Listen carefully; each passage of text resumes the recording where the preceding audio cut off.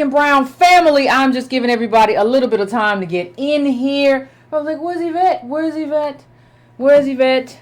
Where is she? Obviously, she got a lot of stuff to say. And I do. You know, I do. I mean, I listen, I'm just going to, what's going on, fam? I appreciate everybody for coming in. Please hit that like button. Please share this. Please subscribe if you have not subscribed already. I appreciate it. I appreciate you. And you know,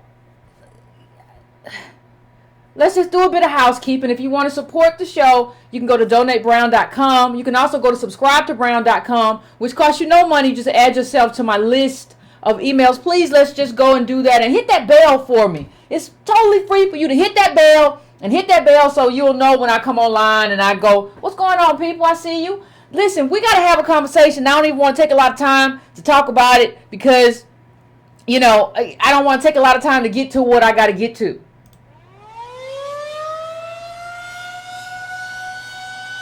I mean, it sounded like sirens. Sounded like, you know. Understand, I had not...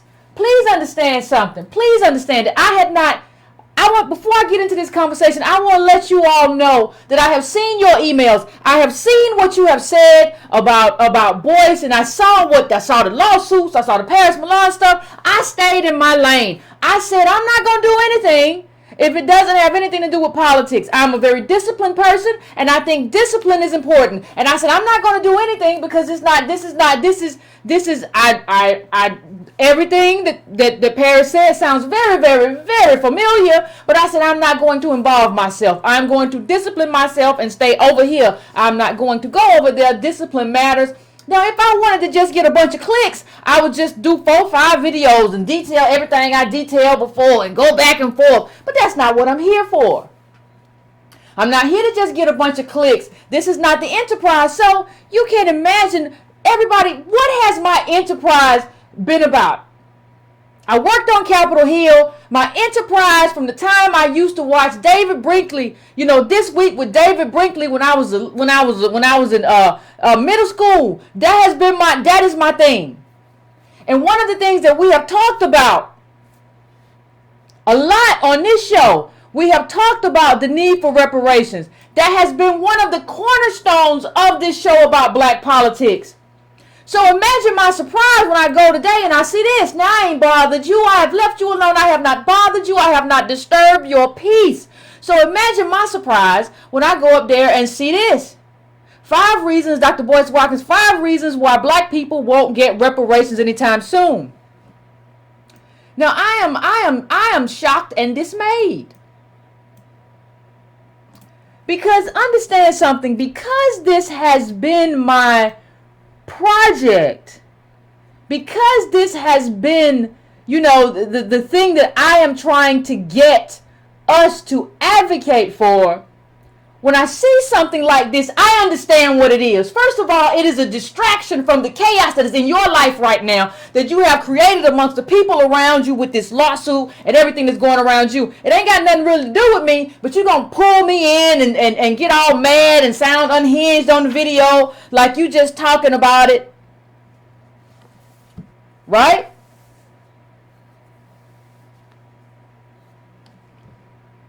Right?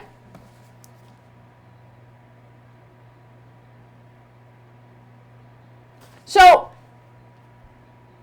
I understand what this is. I understand this is an attempt at a diversion. This is an attempt at getting attention away from what is really going on, and the people who have made videos about you and your shoddy business practice, and it's not a business, let's just call it what it is. It's an undercapitalized hobby. But like, I heard something. I knew what this was since I advocate reparations so much, and you've called it sick in the video. You called it sick. Imagine calling it sick. And you know, when I go to Dr. Kevin Cosby's church, when I go to St. Stephen's in Louisville, Kentucky, the Angela Project, that's one of the cornerstones of what we talk about. We talk about what is owed, and we advocate for what is owed. And I give Dr. Cosby credit for putting that first and forefront and putting his money where his mouth is. And we're going to get to that. But like, you know, one of the things everybody going to have to learn is that you're not going to fire shots at me. And like, and I'm not fire back. No.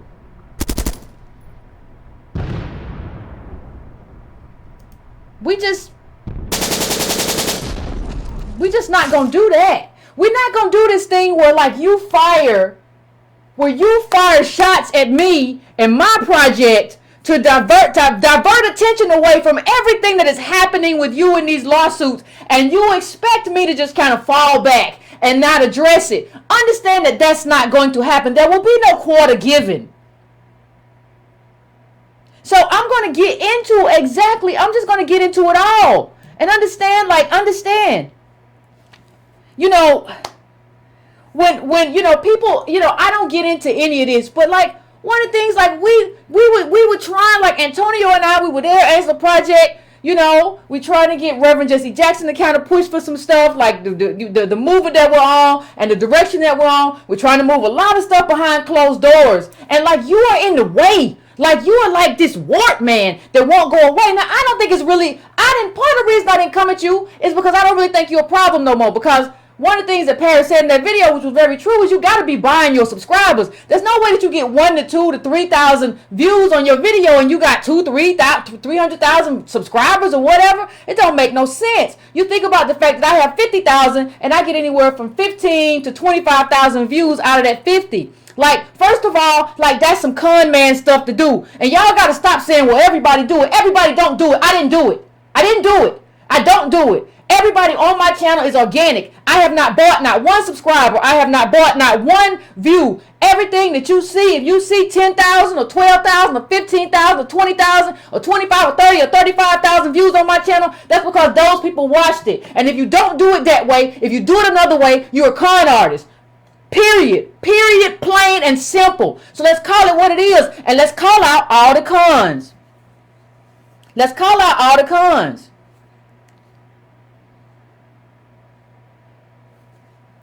You know, we got to speak to reparations. And we got to talk about, you know, one of the things that's happening is that people don't understand what Boyce don't understand. So like you're running around to me believing that he understands something that he doesn't understand. So when I look at it, I look at who we are, right? I look at the fact that Antonio Moore interviewed Byron Allen. Regardless of how you feel about him, he bought the Weather Channel with cash. Regardless of how anybody feels, he bought the Weather Channel cash money. Right? When I talk to Dr. Kevin Cosby, who not only we talk about him in St. Stephen's Church, but he's also the president. He also bought of Simmons College and brought that college out of not being a college no more, basically, and made it into something, and make sure that those students at those schools, that HBCU, graduate without debt. These people, regardless of how you feel about Byron Allen or Dr. Kevin Cosby, these are people who actually have assets, actually have resources, and they're telling us, like Byron Allen told us, this is economic genocide. So what I'm telling you, what I'm asking you, is who are you going to believe? Who are you going to listen to? Who are you going to view as an authority on economic matters? The person with no economics, or the people that we have engaged? The people that Antonio Moore and I have engaged, and they have told us, Yvette, this isn't right. Antonio, no, they locking y'all out. These are people with resources who are like, yeah, we got them during a specific time, but like there's not going to be anything left for you. See, what you have to understand and what you have to kind of lock your mind around as we talk about this whole, you know, I want everybody to kind of lock their minds around. The reason I put this coat's cover up all the time, 250 years of slavery, 90 years of Jim Crow, 60 years of separate but equal, 35 years of state-sanctioned redlining, and we can go on and on, mass incarceration, all that stuff. You have to put that in context. You got to put it in context with this. You got to put it in context with this chart and how long that's going on. And y'all got one little man on YouTube telling you that you can undo this for yourself. Even if you can't do it for your race, you can undo it for yourself. You can undo the racial inequality thing for your specific self. That's what he's telling you, that you can undo the racial wealth gap for you. Now, first of all, I'm not interested in just me. I'm interested in collective politics. I've talked about that all the time. I'm interested in the uplift of American DOS people. I'm not interested in just what's in it for me. I'm not a scam. I'm not a con artist. I could be doing videos every day. Let's do one video all day to get some money. Let's sell hats and whatever else. Like little. I don't do it. I don't do it for a specific reason. If I do it, I'm gonna tell you this is what I'm gonna use the money. Like, I don't do that. I don't go around and use the name of Black Wall Street without doing nothing for Black Wall Street. I don't do that. There's some real scammy stuff when we talk to Dr. Darity. And invite him to speak. We couldn't get that together because of scheduling, but invite him to speak at the Angela Project, and we try to get people together who have the expertise. Like, that's real work. Selling flashcards ain't real work, and it ain't a real business. So we're gonna get into it, right? Now I want to frame, and this is no slight on anybody. But I want to frame something. Like, one of the things you have to understand about not only boomers, but boomer connected people is that they see life through that way. And Boyce will say, well, I'm a scholar. I don't see life through that way. No, the book that you wrote about, like what the lessons your grandmother taught you. May she rest in peace.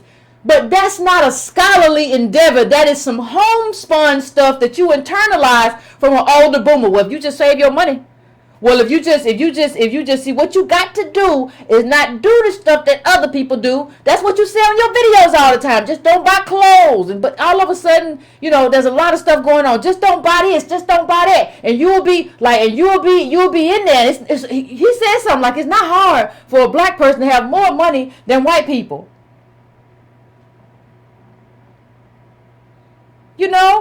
Antonio Moore today set up for like Dr. Sandy Darity to be in Alabama when we speak in 2019.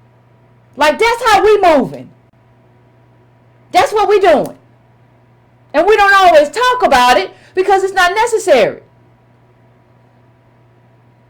But you have this person who is basically just says, just do what I said do, and all this stuff is going to work. All you got to do is use my tools. But what y'all don't understand, and hear me when I say this, I'm going to slow down and say it real slow. Somebody say, Yvette, I'm a boomer. You've helped me. Thank you so much. I'm going to slow down and tell you something that you might not understand. Boyce Watkins is a failed businessman. He is a failed businessman. Well, what do you mean, Yvette, he's a failed businessman? He's doing business. No, I want you to go back and look at all the stuff he's been doing and you got to start. This is your job, not just I know Breaking Brown family be doing the work, but everybody else who watched this video who's not Breaking Brown family, y'all ain't doing the work.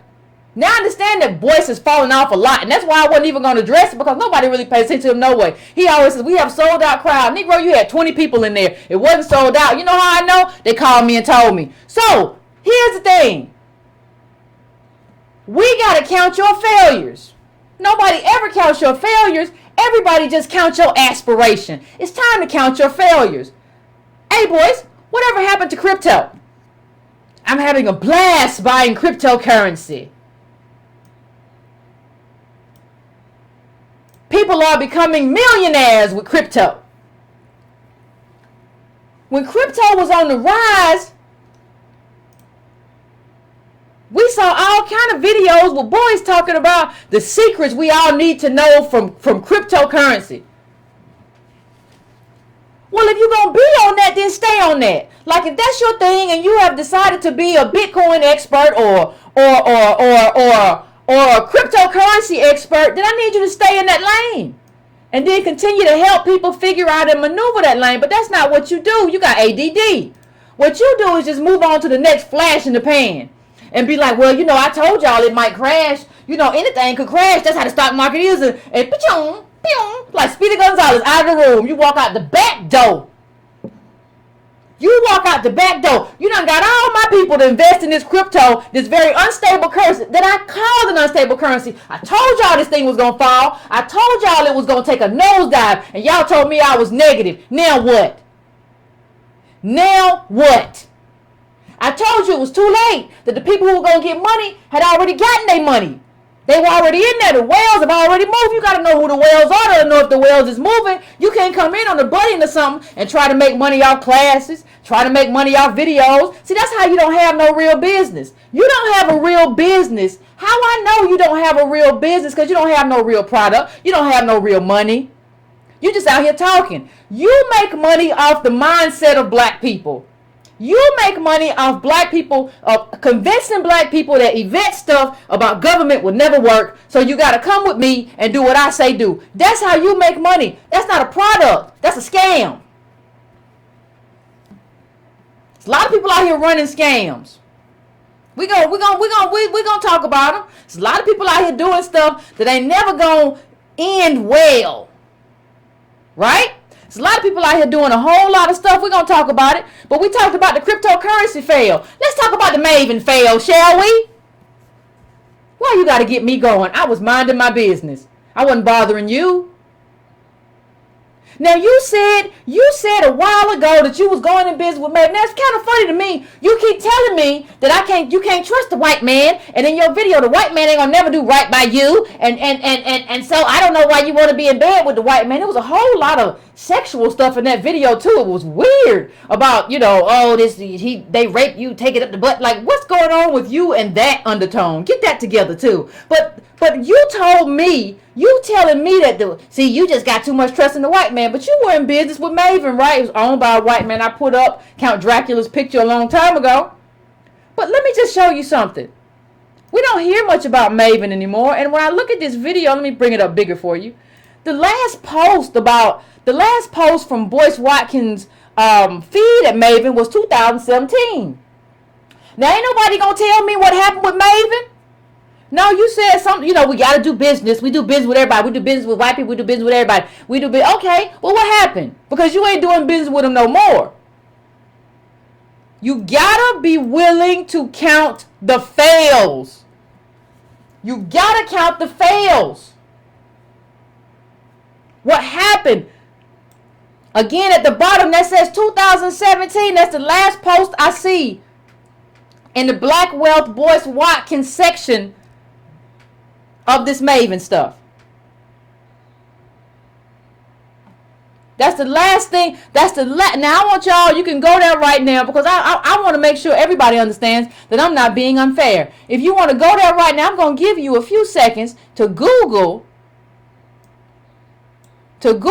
exactly what I just said, and you can see for yourself. Let's take some time, shall we? Does he have anything new up there? Is there anything new up there? Is there anything that you see that I don't see, ladies and gentlemen? In terms of Maven, is there anything? Now, he told us, well, you see, this is just how you do business. And you just got to do business. You got to do business with everybody. That's how we do business. You just don't understand. Y'all don't understand. I'm a businessman. I'm running stuff out here. Right? Isn't that what we were told? So 2017, and it didn't, but nobody counts the fails. Only thing anybody ever counts is Boyce's ambition. Nobody even counts their own money. Well, what do you mean nobody counts their own money, Yvette? What do you mean? Well, let me just show you something. Why would you buy Boyce's flashcards when you can buy them for $17? So I'm supposed to just give you a donation in money? Because your flashcards, Dr. Boyce Watkins, is $30. I can get the same or better flashcards because they all talking in the comments about how your flashcards got errors for $17.71 from the white man. So I'm supposed to give you an extra $10 because you black. Is that what you call black business? You don't know business. You don't understand business. You have a hobby. Go do something else that you understand. This is not business. Errors in the flashcards, child. Yes, you got to go read. When the whole thing went down early on, they were talking about how they bought them flashcards and it was stuff was wrong and listen, that's what I heard. I didn't make it up. That's what they said. But here's the price. Why in the world, like flashcards are flashcards? People would tell you, well, I make my flashcards for Negroes. How? What's the difference? We're talking about math and stuff. Now I understand, like when you do SAT, there's some stuff like if somebody talks about sailing on the SAT, you ain't never been sailing. So when they talk about it, you don't know what they talking about when they say, well, when you do this kind of bow, the bow is and you like, what are they talking about? I ain't never been sailing. Like that's a contextual difference that really matters. No, you just selling flashcards and you don't have any problem charging your people more than the white man. But the white man is the bad one, right? But you charging more than the white man. You charging a third more. Ain't it, Mr. Math, ain't that what it is? Like, aren't your cars like $30 or something like that? And the white man's is like $20? So we supposed to go give you an extra $10 because we feel good about giving you a donation.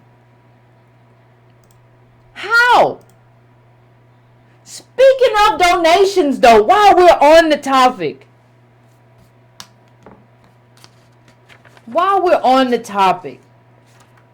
and then I'm gonna give you some context. But while we're on the topics of donations, before I get too fired up, remember when Boyce said that how he put up a video about how donations can murder your business, and then now he puts up a tweet like a while ago, 2 months ago or so, talking about he's taking donations.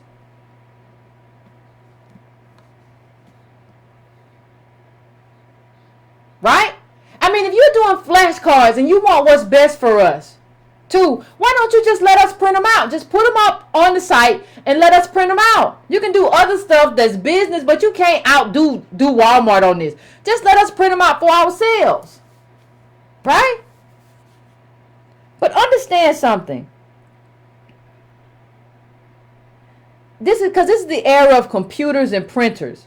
But how do you say, like, I don't know if y'all remember how Boyce tried to drag me for getting donations and getting charity.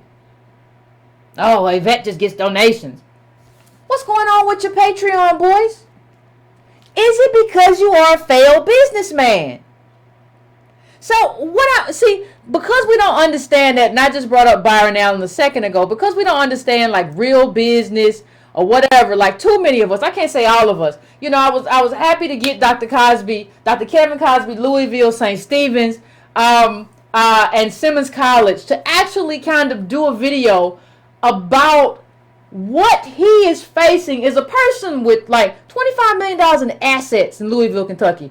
What the limitations are in terms of real business. Now, this video is about 6 minutes long, but please just watch it. Please pay attention, and we're going to come back and have a conversation.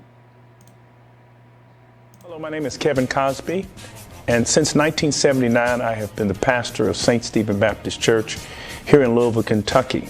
St. Stephen Baptist Church is located in one of the poorest zip codes in America, where the poverty rate exceeds 40%. Since being here, we've been able to accumulate a lot of land and build some nice facilities. And that is because in poor neighborhoods, especially in the 80s, when we were land banking, land was inexpensive. So we were able to purchase a lot of land. Another factor that we had in our favor was that when we were acquiring land and building our facilities, we had a lot of baby boomers and also a lot of the pre-World War II babies who had resources, and they had resources to some degree because the country during the mid-60s and early 70s was trying to atone for the lack of opportunity that had been extended to black people. So during the time we were experiencing our economic boom, timing was very important. We had baby boomers. Now as I'm entering into my 4th year as the pastor of St. Stephen Church, we are transitioning and the baby boomers are passing off the scene and the millennials and Generation Z is coming on the scene. If it were not for the financial stability that the previous generation had provided us with, then we would have some serious challenges, because the fact of the matter is that the millennials and Generation Z is having a lot of economic challenges, and that's because we have not renewed our commitment to making sure that justice is extended to this generation. In addition to that, I'm the president of Simmons College of Kentucky. And with all of our institutions, we have assets in terms of property and building assets that exceeds $25 million. And we are the largest black employers, nonprofit private employer in the city of Louisville and perhaps the entire state of Kentucky. But with all that we are doing, without the assistance of the federal government, without justice and reparations, there is no way that we can continue to sustain what we're doing. And in fact, there's a limit to what we can do. We may have this institution here, but it's an institution that is serving people who are poor. And poor people bring to institutions like this their poverty.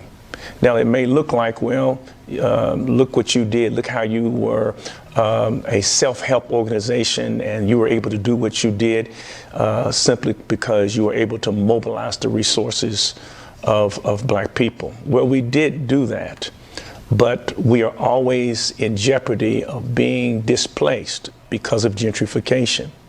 For example, not only is the land cheap for blacks who live here, but whites realize also that the land is cheap.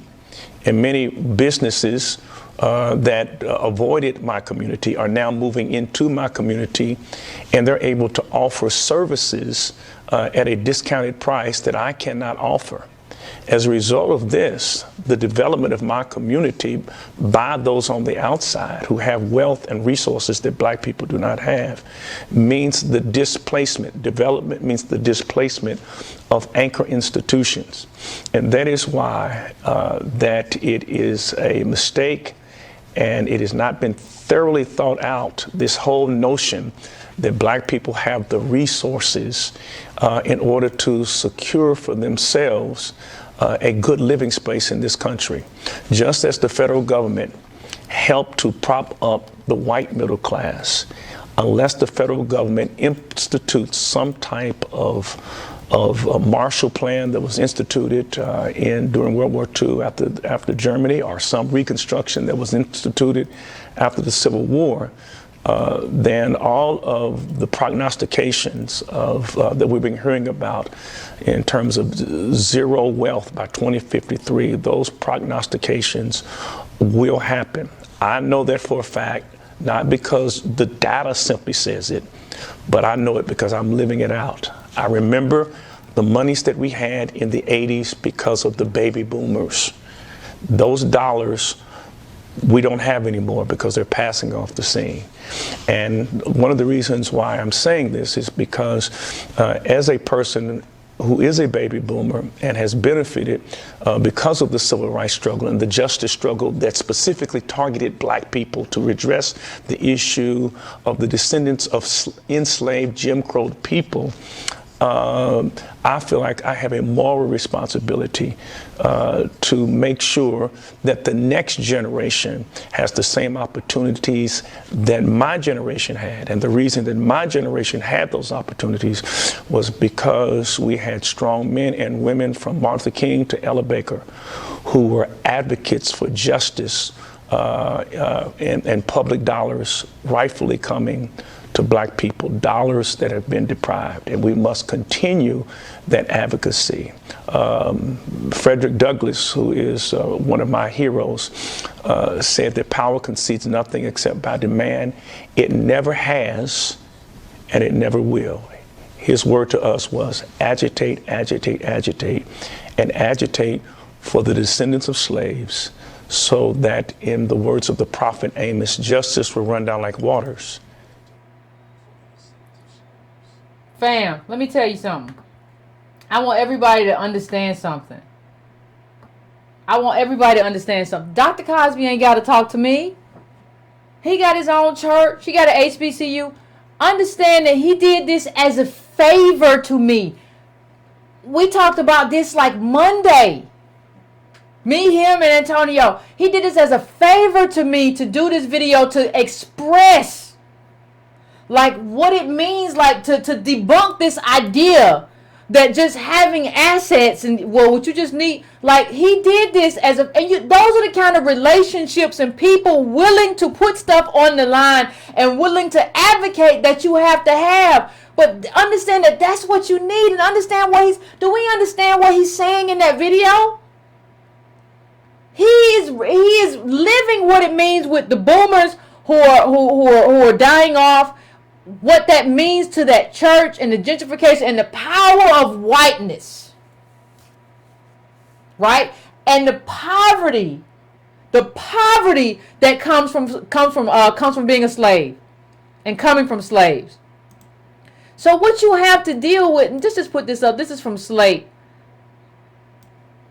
is that Boyce is just an outdated person who doesn't understand. Like, imagine, like, he's talking about millennials don't do enough. Well, see, if you watch his videos, he's like, Boyce is like he has the mind and thinking of like an 85-year-old man. Like, he's like, well, if you just stop drinking the scissor and the liquor and you be all right. Like, I used to walk 10 miles to school in my flip-flops. Like, no, like, 80s babies are officially the brokest generation. Federal Reserve study concludes. Who are you talking to? Who, like, what man? And this doesn't just take American DOS. This is all 80s babies. Imagine what that means for us. But instead of trying to help us advocate to get out of it, you want us to buy your flashcards and be a part of your boot camp. That's what you want. You would like, what you have to understand about Boyce is that he's a businessman without a business. He is a businessman without a business. So he really doesn't understand, like, what it means to have those assets that Dr. Cosby talked about and still feel the weight of blackness and the limitations of blackness. He doesn't understand what Byron Allen about the Weather Channel, like I said, with Cash. But Byron Allen still talked about, like, the economic genocide and what he was facing in terms of, like, not being able to buy another station on another network because all money ain't the same. Boyce will tell you, well, it's all economic. No, all money ain't the same, Boyce. And this man who owns stations, this man who owns billions in terms of what the assets are worth, this man who bought a station with cash, this man who did that, he's saying that you're a lie. Who y'all gonna believe? Y'all gonna believe Dr. Kevin Cosby, Byron Allen, y'all gonna believe Boyce who's selling the flashcards in the boot camp. All these people, all they doing right now is selling these little mastermind classes. But you ain't never did nothing. In the video I talked about, you said you still have student debt. Well, I still got student debt. But you telling me you can teach my kid how to be a millionaire. How you gonna teach my kid how to be a millionaire and you still got student debt? Because if you had $1 million, you wouldn't have student debt. What's wrong with us? The fact this man's channel isn't dead is a problem for me. He's had plenty of opportunities to try to redeem himself, and he has not done anything. 300 million cash. I'm talking about Byron Allen. You're talking about Dr. Cosby, 25 million in assets. Who y'all gonna believe? This is becoming a problem that we still give people a hearing. When we see, like, no, this ain't nothing. This ain't gonna work. This is not gonna work. This is awful. Ain't no beginning here. This is unworkable. How long it take us? Like, listen, there's a saying. It's attributed to, I think I mentioned before, it's attributed to Machiavelli and a few other people. So I don't know who said it. But like a wise man does at once what a fool does last. And we're taking too much time to make this assessment. It's really very simple. It's really very simple. Real physical assets. People who have real physical assets and money are talking about the limitations, and somebody over here selling the boot camp and flashcards and saying we can do it. What you think? Or what should you be thinking? Boyce is not an economist. I talk to economists. Well, Yvette, you're not either. I worked on the Hill, though, and I talk to economists. That's what I do. And I read them, and I read their papers. Like, he don't do that. He's a finance guy. He's a finance PhD. He's not an economist. Stop treating him like an economist. He's not. He don't understand economies. He doesn't engage that kind of information. That should be clear to you.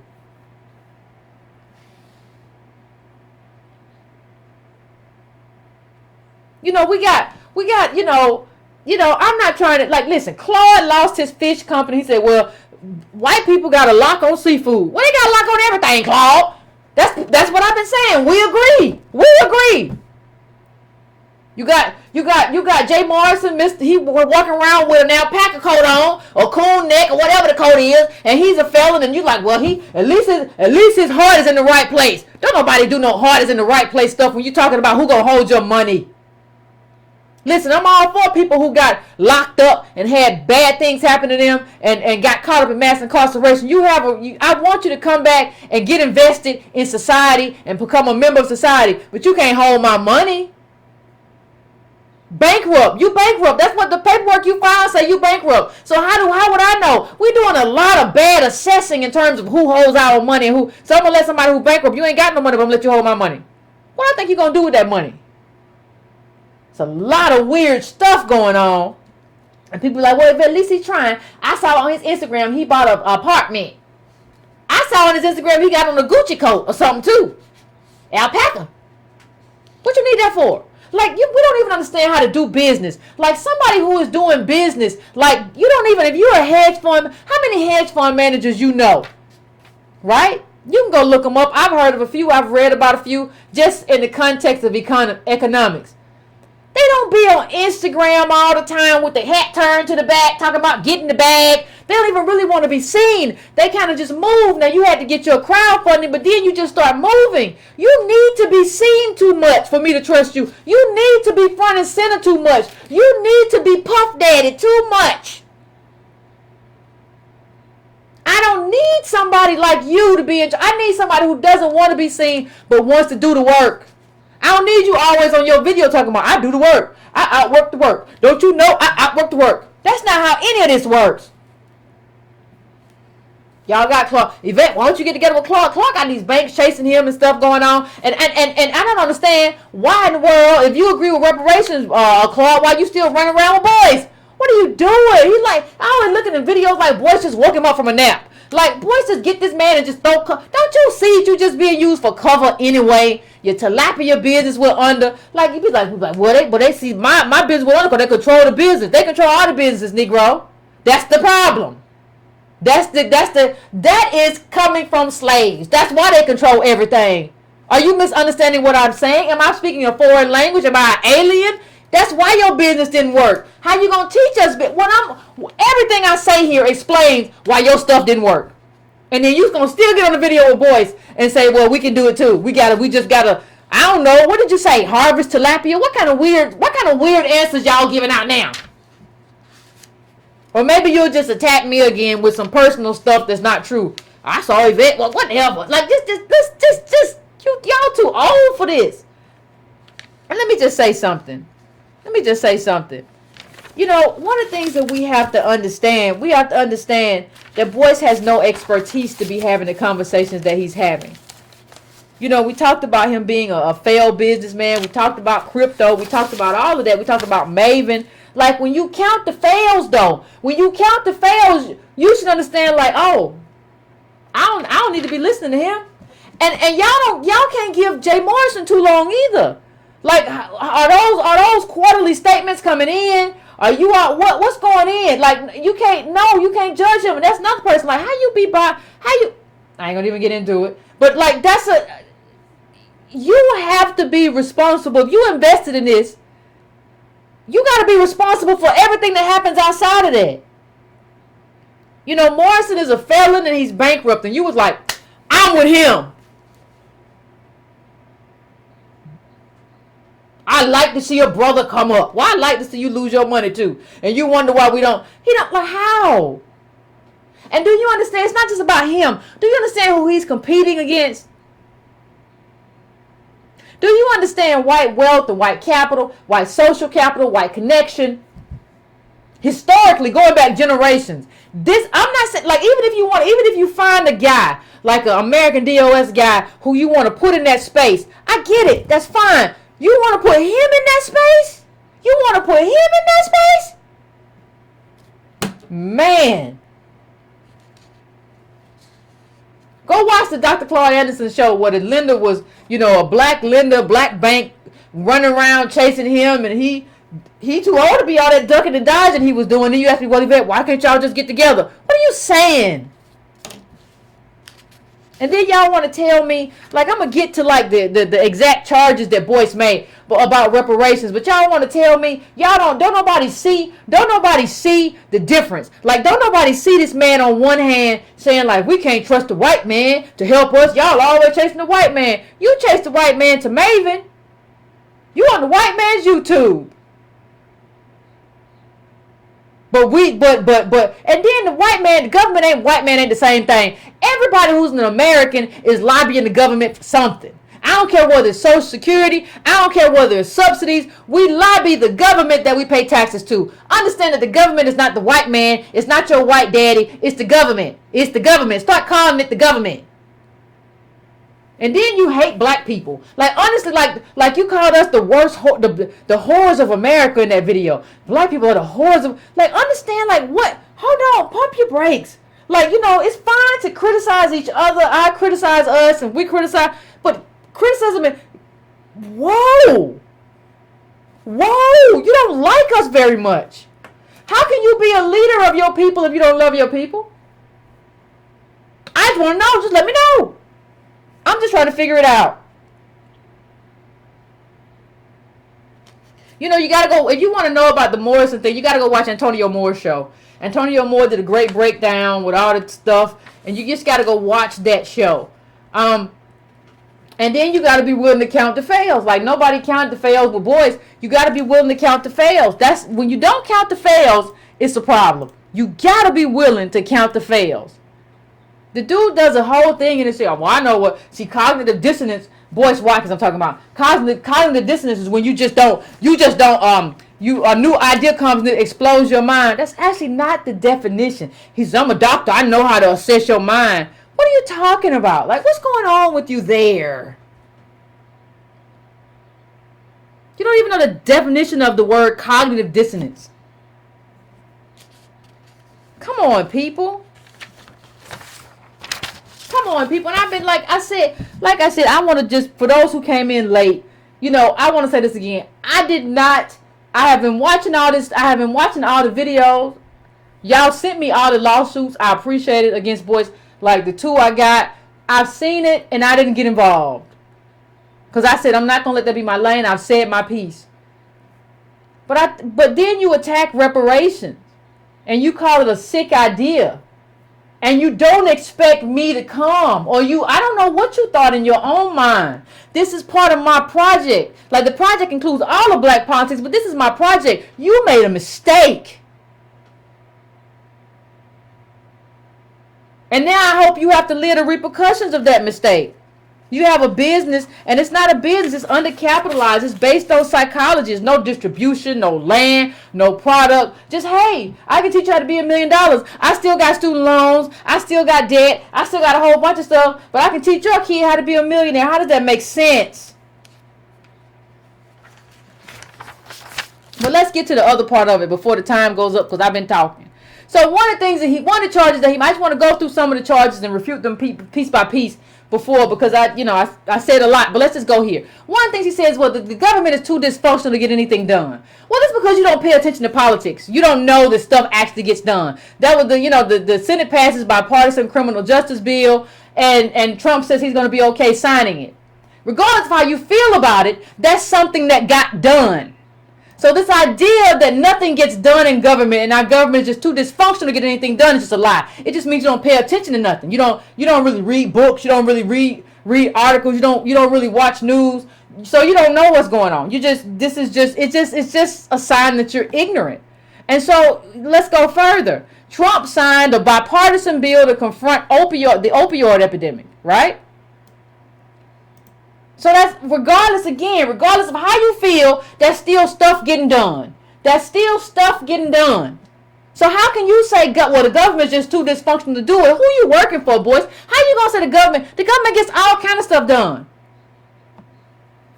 They just don't get done stuff, the stuff that benefits us the most. Then you have to understand something else. Understand that he says, like, well, we just try to get white people to like us. It's about who gonna like us more first, black people or white people. No, how can you be this stupid? This is about rights. This is about rights and inclusion and opportunity. See, what it means is you always talk about you want to do a business, boys. But here's the thing. Here's the problem. The government's responsibility is to protect your business from white terrorism. We've done business before. It just has not been protected. Well, what do you mean, Yvette? Well, this article has some good examples. The story of the murder of Elmore Bowling, a successful black businessman, by his jealous white neighbor in Alabama in 1949. 1949 is not 1754 or 1812, right? Was just a glimpse into a pattern of racist violence that terrorized African Americans for generations. On a broader scale, during the Jim Crow era, white Americans destroyed prosperous black businesses in many communities.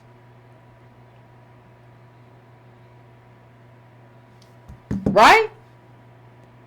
This is about rights. This is about your right to employ people. But you wouldn't know anything about employing people, boys. You wouldn't know anything about your right to have a business. This is about your right to be protected. See, the reason that we wanted rights was not because we wanted just to be next to white people. It was because we understood that as things stood, there were no rights that white people had to honor in respect to American DOS black people. We understood that. So you could come take our mule, take our business, steal from us. That's what happened with Black Wall Street, ain't it? Now you walk around with a Black Wall Street t-shirt, but you don't understand what Black Wall Street is and how it got devastated. And you don't understand right now somebody white can come and take everything you got. You don't have no protection. You just run down the street.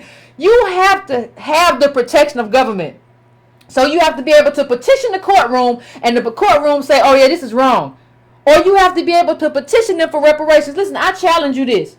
Boys, please show me 10 employees that you have that are not contract workers. I never, because when I worked and got money from you in terms of writing all these articles every day, I never doing all these videos and all this stuff. I never had health care. I was a contract worker. I never had health care, never had like the taxes taken out. I was a contract worker. If you say you're a business, show me your employees. I challenge you. Show me at least 10 employees who are not contract workers. They are employees who you pay a salary to every month. And don't go out here photoshopping nothing. Show the real thing. Show me the employees. Show me 10 employees that are not contract workers that you pay a salary to. Then we can talk about how you can still be an extra small business. Because that's still extra small. A small business is like 500 employees. You can be an extra small business. Other than that, you just out here playing games. You just playing games. You don't have no medical coverage, no vacation pay. People can't get workman's comp. People can't get unemployment when they leave. You playing games with people's lives. And that's why people keep having these videos on you. Because you playing games with people. The reason everybody got these videos on you is because you playing games with people's lives. And you play, well, you understand that when I looked at that video of Perils, this whole thing happened because you didn't have $100. And the same thing you told her, the same thing you told me, well, we in debt, we ain't got no money. And you know, you shouldn't be working with us just for the money. You should be doing it for the people. Hold on. When you need me to do something for the company, you say it's for the company. You gotta have a standard. We need this much from you. You have real standards for me when you want to talk business, right? But then when it's not business, but then when you don't have no money, you want to talk to me about what ain't really business to people. Wait a minute. If I don't meet your standard in terms of an 8-hour workday, you have all kind of stuff you gotta say to me. But when you ain't got my money, I'm supposed to be doing it for the people. Con artist. And I was going to let everybody else go in. You got a video up that of this woman talking about you, all because you didn't just give her the money. I don't think you had $100 on you. I honestly don't. I don't think it was that. I think you put that woman out because you didn't have $100. Because I know. You still owe me about $300. Like, I let it go. I don't care. You be running around. I gotta catch you. I should have to catch you for your money. Anybody seen Boys? We gonna get paid? No, ain't no money. Ain't no money. When you finally catch somebody, ain't no money. Well, I just worry about cash flow. Child. Now, if Boyce can't do this, if he can't show you 10 people that are employees, he been around for years. Understand? Like Boyce been around since like 2009, 2008. If he can't show you that he got employees that's 10 years in, you gotta cut him off. He ain't no bit. That's not a business. That's a hobby. That's a hustle. People working for you from 3 to 5 years off of the idea that we're gonna do something together and or whatever, and don't have no benefits. We don't got no benefits. Nobody got no benefits working with you and for you. Off of trying to do something good for black people. We woke. It's black business. We woke. We woke. Pastor Malone talk about $100. She got to go back and forth with you for $100. You're supposed to be able to just peel that off, boys. I don't know, where the money. I'm my priority to get you paid. I'm gonna get you paid. Did you send your invoice? What you mean invoice? We do PayPal. What you mean? No, but okay. Well, let me get you hooked up with the person that's gonna pay you. Okay. Well, all right. Okay. Well, she said she ain't get your invoice. $100, nigga. $100. We ain't talking about no big money. Like, you be running around talking like she was asking for 20. Yeah, it was 20,000. I had to get it straight. It was 20,000. $100. You don't got $100. Stop running around here talking about. This man said he gonna teach your kids how to be millionaires and he don't got $100. That's all I got to say. Hey, listen, like, I didn't get to call in. I didn't get to call in on your show, your reparations show. You knew that show was about me, but I didn't get to call in. But if you want to call in, call in. Matter of fact, you can email me. Everybody got my email address, editor@breakingbrown.com. You can email me and say I'm going to be calling in from this number, and I'll put you on.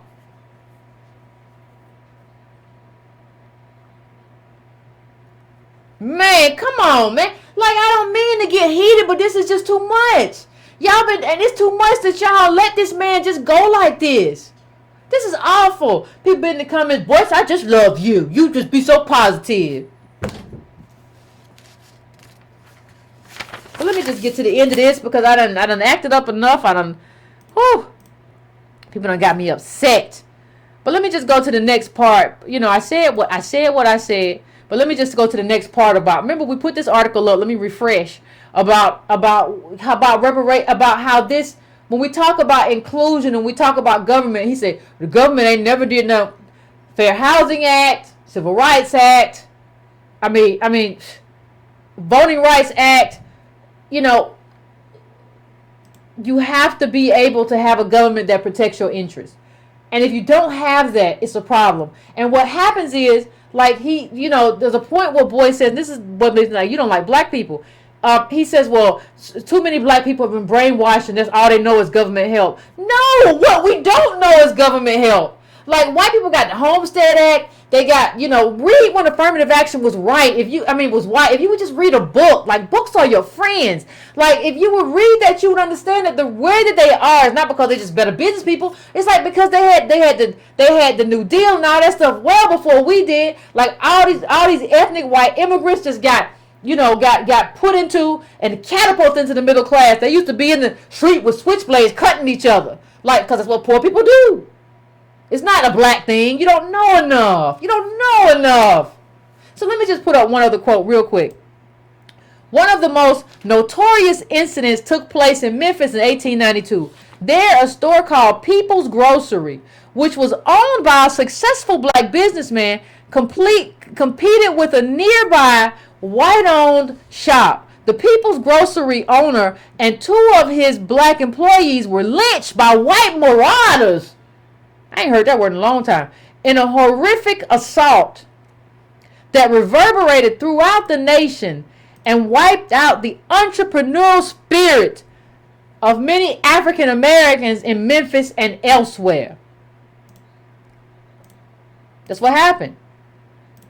And you got to stop saying, Like, that's what happened. We didn't have the protection of government. If the government had stepped in and protected us, that's why you need government. If the government had stepped in and protected our business and say, you are not going to come in here and destroy these people's businesses. You are not going to come in here and tear apart everything they have. If the government had said that, we will have business right now. We will have a whole class system. And let me tell you what, they can destroy you right now like a bug, boys. That's what we want government for.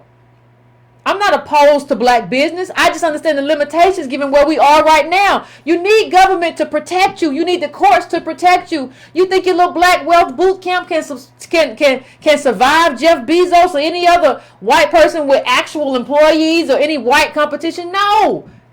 Go out here and get an actual product. Try to sell oranges. Try to compete with Anheuser-Busch. Or try to compete. Like, you can't even compete on flashcards. Your flashcard is so expensive. You can't even compete on that. You can't compete. You don't have a business. You have an undercapitalized hobby. And there was a great article. 6 times victims have received reparations, including 4 in the U.S. Yes, reparations has happened. Yes, reparations is a real thing. You don't know because you don't read. Y'all gotta stop. Like, people who don't access information are your enemy. Just know that. Well, white people ain't gonna ever do nothing to give them. Well, they gave something in apartheid South Africa, didn't they? Didn't they give something in South Africa? White people ain't gonna never. I get so tired. White people ain't gonna never. Maybe not today, but you have to be your own best advocate, right? Well, Yvette, that's over there. The white people over here ain't gonna never. They ain't gonna never. Y'all some ain't gonna never in this people. What about Japanese internment? The forced internment of 120,000 Japanese Americans in camps during World War II resulted in about $3.1 billion in property loss and $6.4 billion in income in 2014 dollars. Congress made 2 attempts at reparations: the Japanese American Claims Act of 1948 and the Civil Liberties Act of 1988. Between 1948 and 1965, the former authorized payments totaling $38 million, which comes to somewhere between 286 to 374 million in 2014, right? The latter offered survivors $20,000 each in reparations. By 1998, 80,000 survivors had collected their share for a total payment of $1.6 billion. So when you ask me, see, the thing is, so when you ask me, like, well, Yvette, why haven't we got reparations? Because we got too many voices. We haven't got reparations because we got too many boys who like, no, we don't need it. We can do it by ourselves. I ain't got to depend on the white man. I can do it. We got too many of you. You're a problem.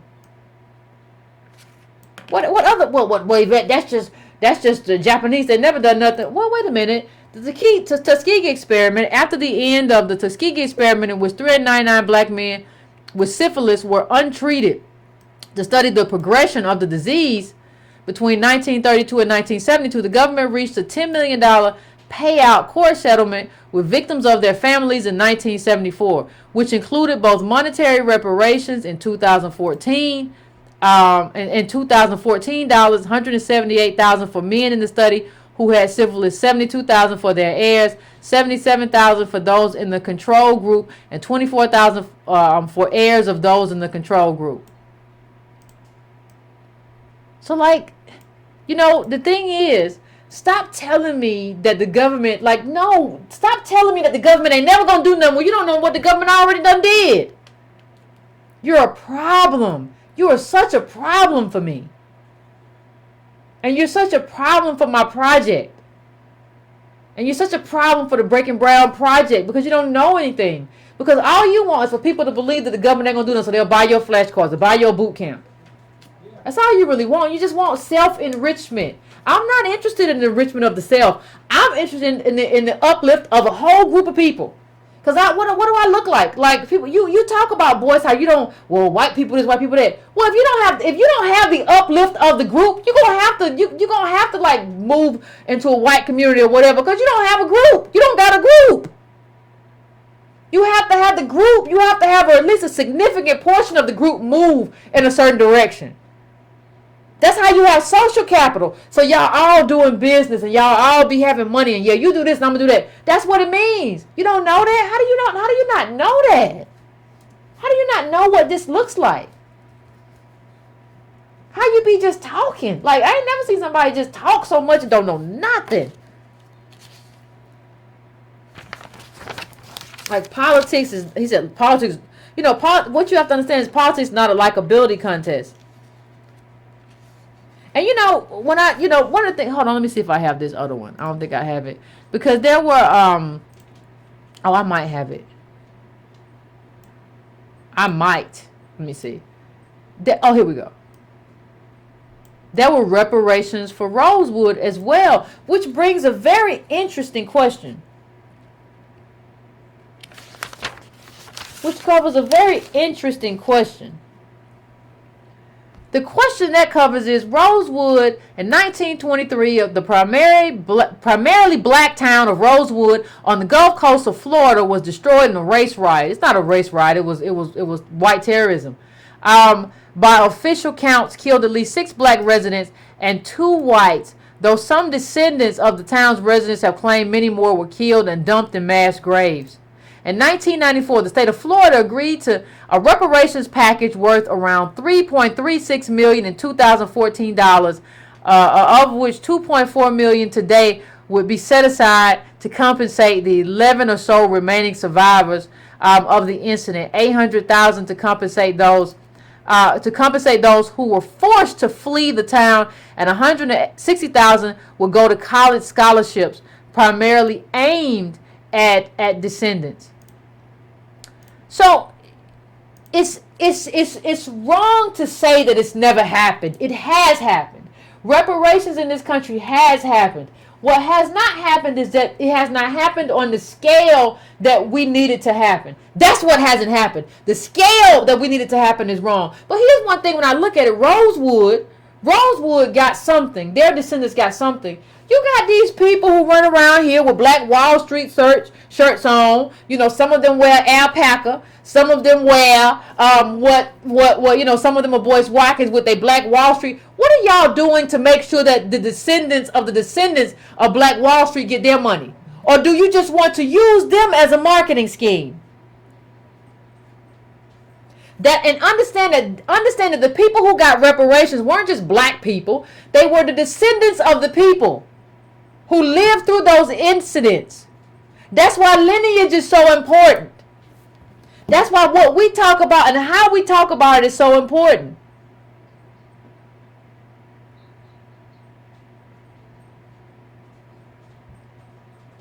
You know, when you don't have reparations and when you don't have government, what you have is Dr. Claude Anderson with his fish market. Well, white people run the fish market. Yeah, and that's why you ain't got no fish market no more. Don't you understand the importance of government? Why don't you tell your boy Boyce so he stop making these videos and just, you know, why don't you do that?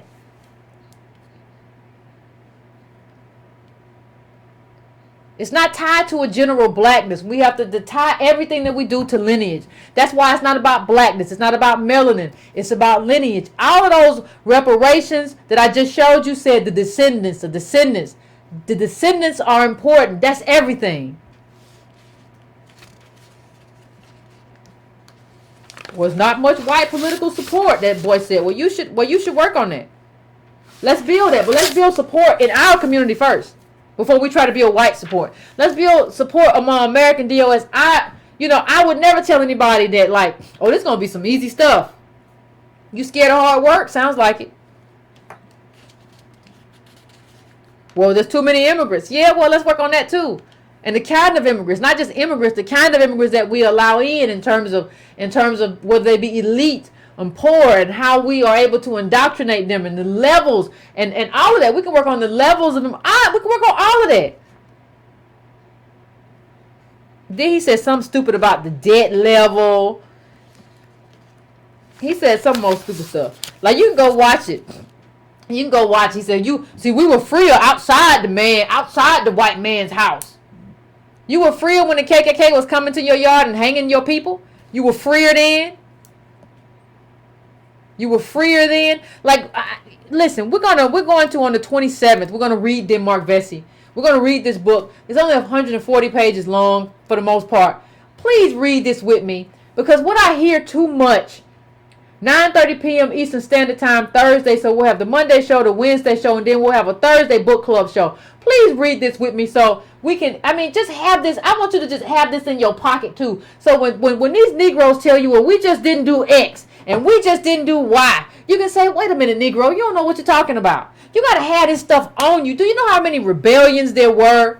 Do you know what we did and how hard we worked? Like, you just really, like, these people just don't know anything.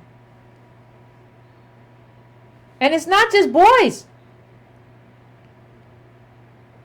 And Boyce, in one of his videos, was referencing, when he talked about a poverty mindset, he started referencing some white man who was saying that. Like, all you do is, like, mimic, like, Rush Limbaugh. This man wasn't Rush, he was another little one. But you, like, I don't think you understand, like, how much you worship the people that you say we beg. No, I talk about advocating government. Everybody does that. I don't care whether you're a logging company or whether you're a group. Everybody advocates on Capitol Hill because that's where the money is.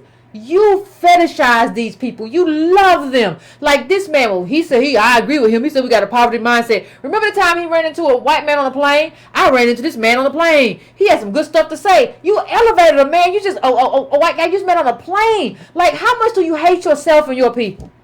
I just want to know. I don't feel no love. None. I don't feel no love that you have for American DOS people. I don't feel it. You think we're all like morons.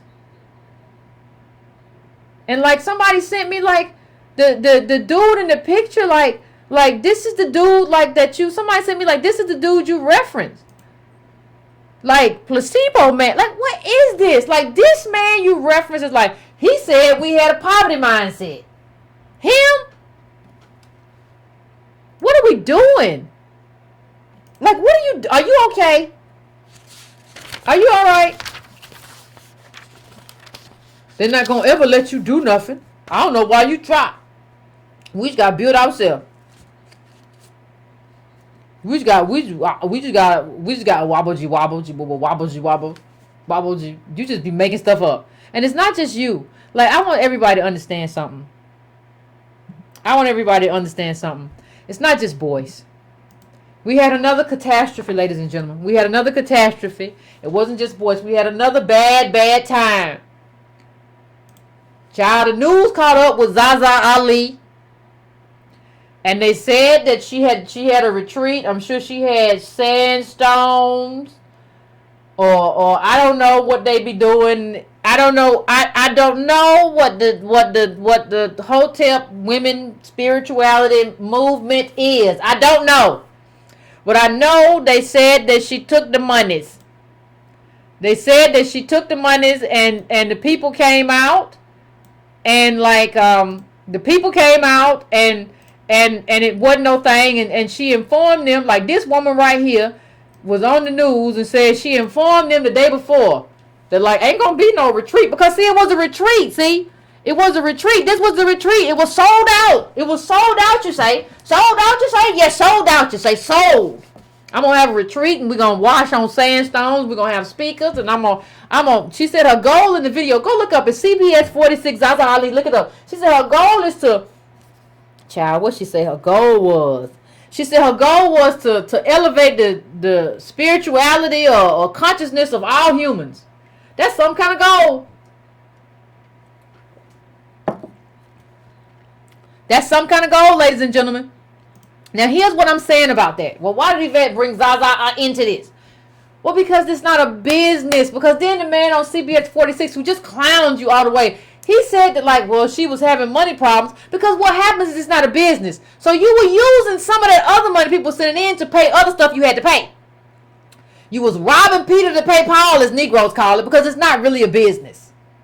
So what happens is, because you don't understand it's a business, you probably don't understand that these people need their money early. You need to pay them 30 days or 60 days or whatever your contract is. So you don't get the money. You got these people, yeah, we're going to be that girl. But let me tell you something else. Liberation ain't going to come in sand crystals or none of that other stuff. That's not how we get to liberation, ladies and gentlemen. I'm sorry. You got to do real politics. We got to be a real collective. We can't be talking about energy and feeling our energy and having better energy and all of that stuff. We can't, that's not politics. That's not what we're doing. You've been out there robbing Peter. Well, they said, well, she was having financial problems, and so she took this money and put it over here. You know how we do. Well, I'm going to take this little bit for the gas bill, and I'm going to take this little bit for the light, because they said they only need $85 for the light, and they'll keep it on. But they said on the cable bill, they need $60. I'm going to put 60 over here, and then we're going to pray on it. And that don't work in business, though, because business requires capital. It's not how you run your household. And then you got mad at the woman who called the news, but she's out of her money. And these people were not just out of their money. They were out of, like, these people done took days off and all kinds of stuff. And then you tell the woman, well, you go run and tell that to your white reporter. You're not even humble enough to say I failed. Like, I really messed up. I don't know what y'all doing out here. But I tell you what, it ain't business. Because you don't have the capital for business. So stop talking about you doing business. This is not business. This is like a little hustle. It's a little itty bitty hustle. But I think this hustle is about it. Then she said she was going to send one lady a refund. And the lady said she was happy because she saw the refund in her account. Then the refund bounced back. Child, I ain't never seen a refund and PayPal bounce back. The refund bounced back. The PayPal said, listen, she sent you a refund, but ain't no money in this account no more. So we got to take that back because we ain't, this is PayPal. We are in the business of charity. Child, and y'all let these people say they be running a business. A business, child. I don't understand what everybody's doing.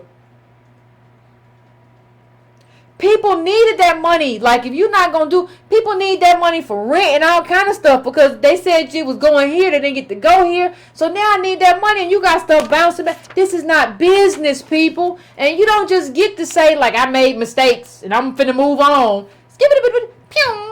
No. No, you got to have a whole customer service department and all that kind of stuff. That's what a business looks like. It don't look like you answering the phone being your own customer service. That's not even what self-employment looks like, really. So, I mean, I've gone too long, fam. You know how it is. I've already gone too long. I'm at 1 hour and 16 minutes. But I had to get it in like I had to get it in. And I want to thank everybody for the donations. I appreciate it. But I had to get it in like I had to get it in. This is a problem. I don't, y'all elevating the energies, but you ain't got no money. Like, you don't got no money for the deposit that it takes to secure the place that you're gonna be at for this venue. Like, and so these people all on TV talking about, they done got their hair did and got their edge up and they done got it right, child, because they thought they were going to the ZaZa Ali thing, honey, and it ain't right. And now they ain't got nowhere to go and the money ain't there. The money ain't there. Listen, everybody can call. I don't have any filters. I don't have any, nobody catches the phone or whatever. If you want to ensure that you get through, I'm checking my email right now. I don't care who you is, whether you ZaZa or whether you Boyce, you can email me at editor@breakingbrown.com. And I will make sure that you get through. I have a way to, I'll make sure that you get through the line. I have another line that I can bring you through so you don't have to sit in the queue. So you can call in. Like, ain't nobody scared of you. Anyway, so I am going to take a quick break while I set up the phones, and then we hold on. Give me 1 second. I'm gonna take a quick break though while I set up the phones as usual, and then we'll be back. And I want to hear, I don't know how many of y'all really heard about it, or I don't know, like, how many of y'all saw what was going on. I saw everything only because everybody was talking to me about it. That's how I saw it. So I saw everything, but I don't know if everybody saw everything, but if you did, let me know, and let me know what you think about it. We're going to take a quick break and we'll be back.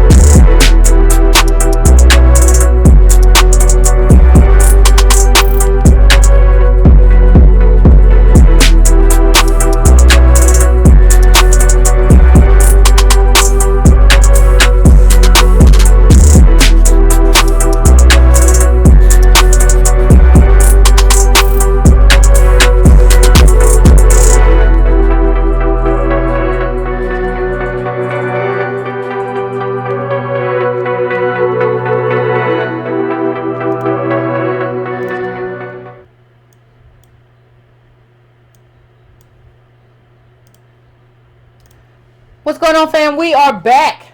And we about to get to these calls. We about to do it because we got to do it. Somebody got to do it. So I am coming to my first call in the queue.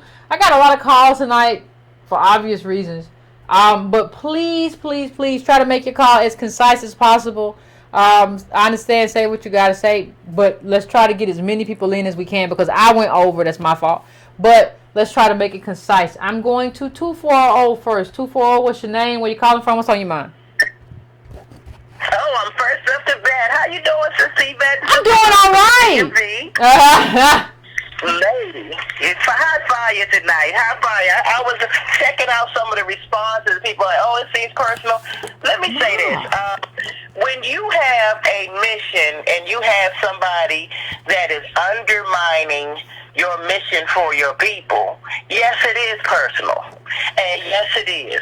I think that just checking out Dr. Claude Anderson, he has attorneys with his Harvest Institute that are going after reparations. Mm-hmm. This is diametrically opposite of what Dr. Boyce Watkins is pushing, pull yourselves up by the bootstraps. Yep, don't make no sense. So that's logic. That has nothing to do with emotion. It's for those of us that have to use that kind of mentality.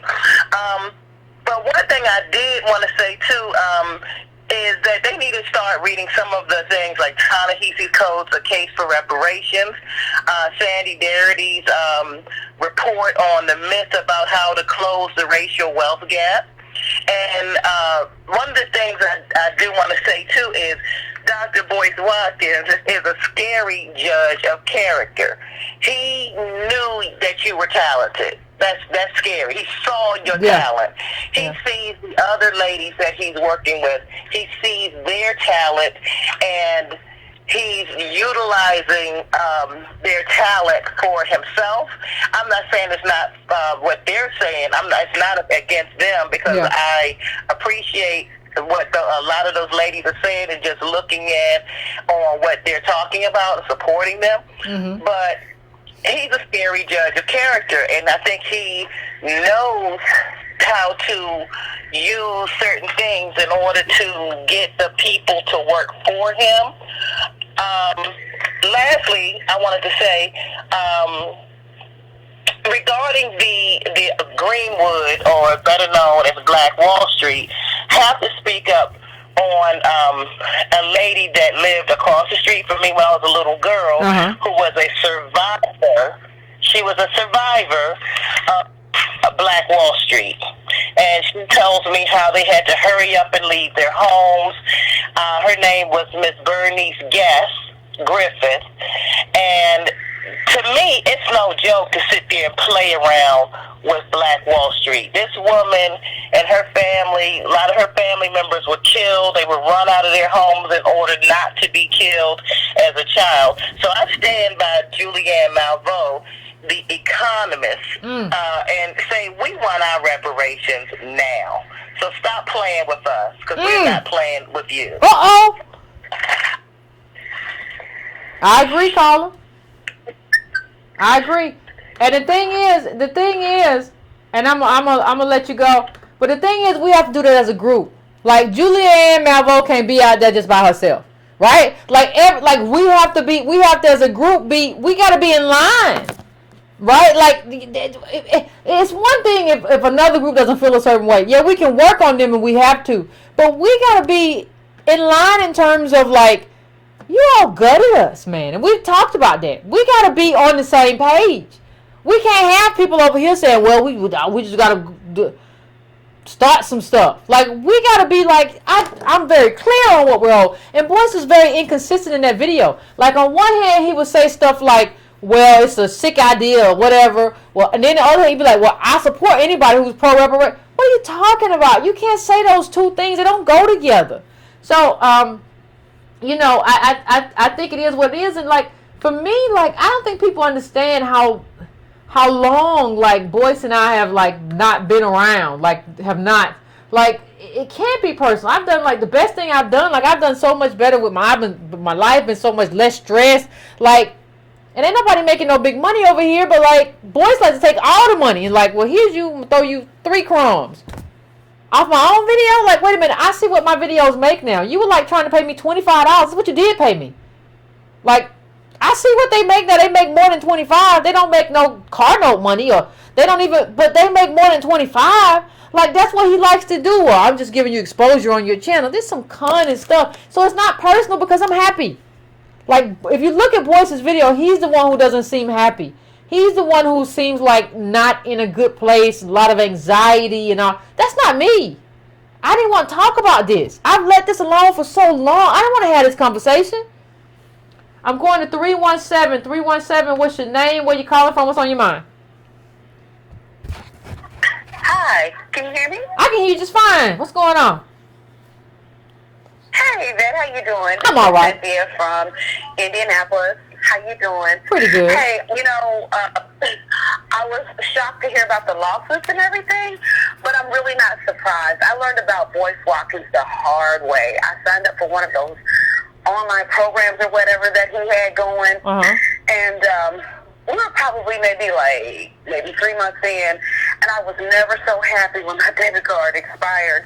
And you get a new card, so then it stopped the payment. Oh my God, I was so happy about that, because I started realizing that this is not real. What I realized was that when he was talking about he had the university, and you can send your kids to my university, and they'll get a certificate, and that'll be the same thing as a degree. I was like, this Negro is... Boyce Watkins certificate. I was like, that's not real. I'm a college graduate twice. So, I mean, that couldn't be real. And then the second thing I want to say about the reparations, you are so correct. You and Tone Talk, you guys are on the verge of really making this thing a reality. I mean, on a larger scale, like what you're talking about. I wonder, do people understand that Johnny Cochran was working on reparations when he died? We're on our way. We are on our way. And I think that that's why some people are scared and mad and nervous. So, and to those who say it's all personal, well, it is, but so was slavery, so was Reconstruction, so was Jim Crow and mass incarceration. I mean, it's all personal. The con is personal. Yeah. So this is personal. Yeah. But I will say this, and I'll hang up. I thank Boyce Watkins for one thing and one thing only. He brought me to you and Tone Talks and to the data. Let me before you go, Carl, don't go just yet. What classes were you taking that he was charging you for? I'm just curious. It was like some business course. Like he had so many courses. One was like for the franchise or something, how to become a franchise owner. Okay. And I was like, okay, but what am I gonna get a franchise? I mean, were you talking a Subway, a McDonald's? I mean, something profitable, because I was like, well, I don't know anything about business. Yeah. Maybe this finance professor can teach me something about business. He may know something about finance, but you're right, about business, I don't think so. Yeah, well, thank you, Carla. Was it specific information about how to apply to a Subway versus a Chick-fil-A? No, it was very, very broad, very general. Because the franchises are very different. Save your money type stuff, kind of like what you were referencing. And I was like, I do this already, and I ain't no further than Oh, thank you, Carla. I appreciate it. It was nothing. It was nothing. Yeah, it was nothing. It was just the way, like you said, to just get your money and all that stuff. And I knew better after that. I knew better than to invest in them old foolish, funky flash cards. I made my own flash cards for nurses' school. I wasn't about to buy his. But how much did he how much did he charge you for a month to teach you general franchise information? I want to say maybe it was like $48.99. $50 a month. Close to $50 a month. All right, $50 a month. All right, thank you. I appreciate it when people call in with the real stuff, with the real business. I appreciate you calling in. Yeah. $50 compared to you and that $2 a month for the business. I was like, yeah, we switching over. Because fam, I got the right price point. $2. That's what these is my people. I know what when you look at the data. when you look at the data, the middle family is worth $1,700. $2 is your price point. I don't care. Like that is it. That's it. Like that's it. And I've had people be very upset with me that I'm not charging $6, $7, $8, $9. I'm just like, no, it's $2. Like that's I'm doing what like I think they can best afford. Like, and that's $2. Like, I'm not gonna make you pay. I'm not gonna be like, well, it's gonna be $10 a month. Like, it's gonna be 15 or 20. No, like I'm trying to give you information. Like, but compensate for my time. But I don't even have a lot. I don't have a lot of subscribers to the newsletter because, like, what happens is people. Well, and then you have something to show for it. I mean, when he was talking about, send your kids to my university or whatever, and they get this certificate, child, no. For my money, I need a diploma. I need a degree. I need something that I can take to somebody and they be like, okay, that's legit. Now I'm going to give you a job. Or, it's something tangible. Yeah. I understand. Translate that into something tangible that works. No, not none of this.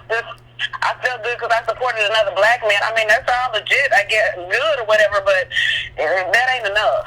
No, it ain't enough. No, I ain't gonna do nothing. And thank you, Carla. I appreciated you for calling in and giving us specifics. Thank you, Carla. I'm gonna try to get to some more people. I appreciate you. Sure, thank you. Thank you. Keep on doing what you're doing. Thank you, fam. I mean, because the thing is, like, all of these, I'm not gonna get into franchises, but I know enough to know all these franchises from McDonald's to Chick-fil-A to Burger King, they're all very different in terms of how they assess people or whatever. How you giving a franchise course and not really going in depth about the different franchises and, how they choose franchisees? This is real.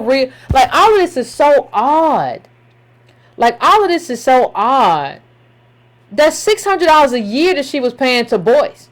Like, imagine how many people he got paying $600 a year for this garbage product. That's a base bill. Like, think about Netflix is $12 a month. Like, let's put this in context. Netflix is $12 a month. It's how many movies Netflix got? How many movies Netflix got versus this man who's giving you garbage information about franchises and charging you $50 a month? It's a scam. I'm going to 202 right now. 202. I'm coming to you. What's your name? Where you calling from? What's on your mind? Hello, this is Devin calling out of the DMV. Hold on, Devin. That's the second DMV call, I think. What's going on? Hey, I know something you don't know about Mr. Watkins. I don't know if you remember me, but I called in some time ago when you guys were exposing Watkins and his connection to Maven, and I talked about how I signed up for his Intelligent Boss Moves program with Damon Dash, and I paid $800. I got ripped off. It was some time ago, but anyways, did you know that Boyce Watkins, from what I heard, that he sleeps with his female employees who work with him? Like, he's dated a number of them. He has them sign non-disclosure agreements. And the chick he was with, I don't know if you remember her, the Maria Lloyd chick or whatever, he dated her. She filed a lawsuit against him. Maria was good people. Maria was good people. Maria was good people. I don't know, like, what people know or what people think. Maria's good people. Still, I say was, but still. His own daughter distanced herself from him because of his shady business practices. And I heard the FBI is building a case against him, too. But that's all. I just want to put that out there. I appreciate you. I appreciate you, Carla. What you got people out here? You got people out here signing non-disclosures, child, so they can't. And y'all don't even know, like, those non-disclosures the Boyce got you signing. Having them things. You go see an attorney. Them things ain't even going. These might not even be enforceable in a court of law. Think about that in terms of what we just talked about in terms of Fryer the other night, in terms of what he's doing and how he's wielding his power and how Boyce be doing all kind of stuff, because it's not just like, we're not just talking about one person, two person. He got a whole bunch of stuff going on. And then, like, why like so many of your employees women? Like, what are you up to? But there's a lot I could say. I ain't gonna say. Anyway, fam, let me get to the next call before I act up. 407, I'm coming to you. What's your name? Where you calling from? What's on your mind? Yes, Yvette. My name's Dave from Orlando, Florida. And I have to say, you and Tone been having me reading heavy and got me arguing with people. So I have to say, the knowledge that I've been reading lately, I had 2 books, Sundown Towns and The Color of Law, and it goes heavy. And what happened was I was downtown, and there was a little argument. There was a guy, I don't know why, young black brother, had a sign that said, "Believe you me, I was thrown back. N-word needs reparations. I'm selling CDs." Okay, I just set up the whole look of what happened. So he was there with another black young lady, and I ignored it because I was throwing her back. I'm like, okay, whatever. So later on, I see them on another side of the street, whatever, and they were engaged with another group of people. I think they look kind of Indianish for me, but from what I heard, they were Ethiopian. So I got closer because I saw a crowd going around them. So I'm like, okay, I need to hear what they're saying because this looks interesting.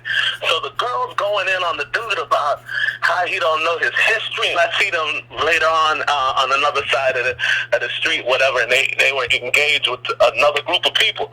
I think they look kind of Indianish for me, but from what I heard, they were Ethiopian. So I got closer because I saw a crowd going around them. So I'm like, okay, I need to hear what they're saying because this looks interesting. So the girl's going in on the dude about how he don't know his history. He's born in Chicago, and she's like, I'm from this Ethiopian. I know the language, and you don't know the language. He out here asking for reparation, calling the dude like he's begging for money or he's on welfare or whatever. So then I got into it because I was like, whoa. I'm like, are you downing the guy for what I see white folk out here begging money, and you're not calling them welfare recipient and whatnot. And we started going into the whole reparations talk and what the reparation thing and going into history. And she's like, I'm from this, that, and the third, and my people were slaves in Egypt. I said, let me ask you something. Were they brought over here as slaves in America? And she's like, no. I said, then the conversation's over. The conversation's over. And it is. So unless you're going to go back to your country and ask for reparation, you should not even be engaging, even if you didn't agree. I didn't agree with the sign because I thought it was kind of weird, the context. But I'm like, you should have walked by the guy just like you walked by the white folk that was asking for money. Because this conversation isn't about you. And mind you, I'm not DOS. I'm Caribbean. I appreciate you, I've been reading heavy. I've been sometimes arguing with DOS about that whole reparations thing. So it's heavy when you start getting the knowledge and you hear people talking craziness. Now you just engage with people. I'm like, you're making people think I'm a college graduate now, the stuff y'all dropping. So I kind of got to lay low. I want to ruffle feathers, you know. So what y'all putting out is knowledge. I even was reading about a Coe situation. I don't know if you ever heard of the Coe massacre that happened in 1920 about black folks that were trying to vote, and they started a massacre. Ran them out of the neighborhood, and everything burned down their neighborhood, and they said it took almost 50 years for black folks to start coming back to that area to start living again. So that's another situation I didn't know. So somebody showed me on Facebook. I was like, wow, really? That happened in Orlando? Okay. I mean, in Florida? I'm like, okay. So there's a lot of info out there when you start looking for it. Yeah, they done hid it. They done hid a bunch of stuff. They done hid all this stuff so we can walk around and be like, well, y'all problem is y'all didn't fight back. Yes, we did. Yes, we did. It's just so many more y'all than it is. We fought back all the time. Like, what are you talking about? Like, all this stuff is just lies. So I appreciate you, fam, and I appreciate you. You know, I understand that like you have to be non-DOS and American DOS and be around here fighting DOS people about what they owe, cause they propaganda. Ain't that some stuff? That's some awful stuff to do. That's some shameful stuff. I think too, they're scared to go back in time, and they feel that they want to distance from that. Because I've heard other people say, you know what, we have more than just slavery. But I said slavery built an economy. Yeah, slavery was okay. Slavery, it built an economy. It built wealth. You should claim that. 'Cause I said if I was in England, because I'm Jamaican, I said I claim for that. I built that. Yeah, I want my money. To build that. Exactly. Why wouldn't you claim that? Why wouldn't you claim that? Why Why wouldn't you claim that it built the whole American? And it was very important to the global economy when you talk about cotton and everything else. And you're gonna be like, well, my history didn't begin with that. Yes, hell it did. Like your subordination and everything, the wealth, all that stuff. What are you talking about? Like it just boils me. I'm gonna let you go, fam, because I know we gotta move on. But I appreciate you. I appreciate you, fam. All right. You have a good night. I mean, it's crazy. Like people, well, my history. But tell me what your history didn't begin with slavery. Tell me where it began. Tell me who you know, wherever it is that your history began. Like, tell me about it. Just enlighten me of where it is. You have no idea what you're talking about. No idea. I'm going right now to 757. What's your name? Where you calling from? What's on your mind? Yvette. Did it again, Otis. How you doing? I'm doing all right. Look, every good con has some facts and a narrative. I'm gonna try to cover a couple of them for you. Okay. You talked about your boy Morrison down in Atlanta. Uh-huh. He just bought his first property. Yeah, apparently. I'm gonna tell you, I've been around a long time. Remember, I told you about running across those people when I was doing the HUD project, and they were gaming all the black churches. Yeah. Every good con has some facts wrapped in a narrative. That's what your boy Boyce does. But I'm gonna hit a couple of them for you real quick, and I want you to laugh at this. Your boy Morrison. Guess who he's in bed with? Who? Carter brothers. Chris Carter is a former NFL football player. Okay. But he ain't all that, because I told you I found out the hard way when I bought that phone company in Tucson. Capital will let you rise to a certain point, and then it will tell you, either you go in bed with me in a joint venture, or we'll wipe you out. How do they wipe you out? You already know, the same way Amazon and Uber did. They will go into a market with capital. They'll sell and compete with you till you cannot compete anymore. Once they wipe you out, they jack the prices there on the market. Here's what Chris Carter them did. I saw that picture from your boy Morrison and his old lady. You know, you can reverse search on pictures, and I know I'd seen that picture before. Chris Carter and his brother own that building, and when they gone into a partnership with Aramark. Now, most people know who Aramark is. They're the people that actually got big by supplying food to the airlines back in the 70s and 80s with American Airlines, and then they branched out and covered several of them. Okay. But they also do property management. When I reverse searched it, that property is set idle for a long time, couldn't get tenants. So what do you think happened? Your boy Morrison is taking his company, going into a partnership with Carter Brothers, so what they can do, sell the property to them. It's called flipping, and no different with houses. Sell the property to them, the Carter Brothers get an infusion of cash, and then all of a sudden now you can go and do what? Go to the bank and get a construction loan to remodel and redevelop that property. If you read the article that I sent to you, and a couple of people put it in some of your threads, you'll find out exactly what they do. They use words like Morrison them hoping that their new legacy buy will be the anchor for their new center and their expansion. But the truth is, they've taken some of that money, just like I said, and the Carter brothers take their money out. Jeff and Chris Carter, they own that. They own that company together. But they have several LLCs and everything from security installation to building maintenance to you name it. That means they employ janitors and all of that. So what are they doing? They're doing the same thing you talked about with Boyce Watkins. Most of their employees are what? Subcontractors. So they ain't rich. Everybody got a hustle. Now let me tell you another one that's got a hustle, because I know you saw it. When Trump bought all those black preachers, and who? Mr. Bob Johnson, Mr. millionaire, one of the richest black people in America, he told on himself. I had to start looking that up because I ain't no expert, but I got a computer. I got a Mac, and I can Google all day. Guess what he got up and said? If you listen to him talk about how he thanked the president for doing something for black people. Black people have been cashing out on their 401ks and losing so much money, to now the president's new bill is going to help black people by being able to reinvest and not have to cash out on their 401ks. But guess what would you find out? I sent the article to you, and so you can double check this, and I hope the listeners get this. The first thing I got is a couple of people telling me about I'm a naysayer, you putting people down, and Trump is doing more for his community. Guess what Trump is doing? The bill that he wrote matches all of the carve-outs that was put out in the $1 trillion tax bill that the GOP wrote.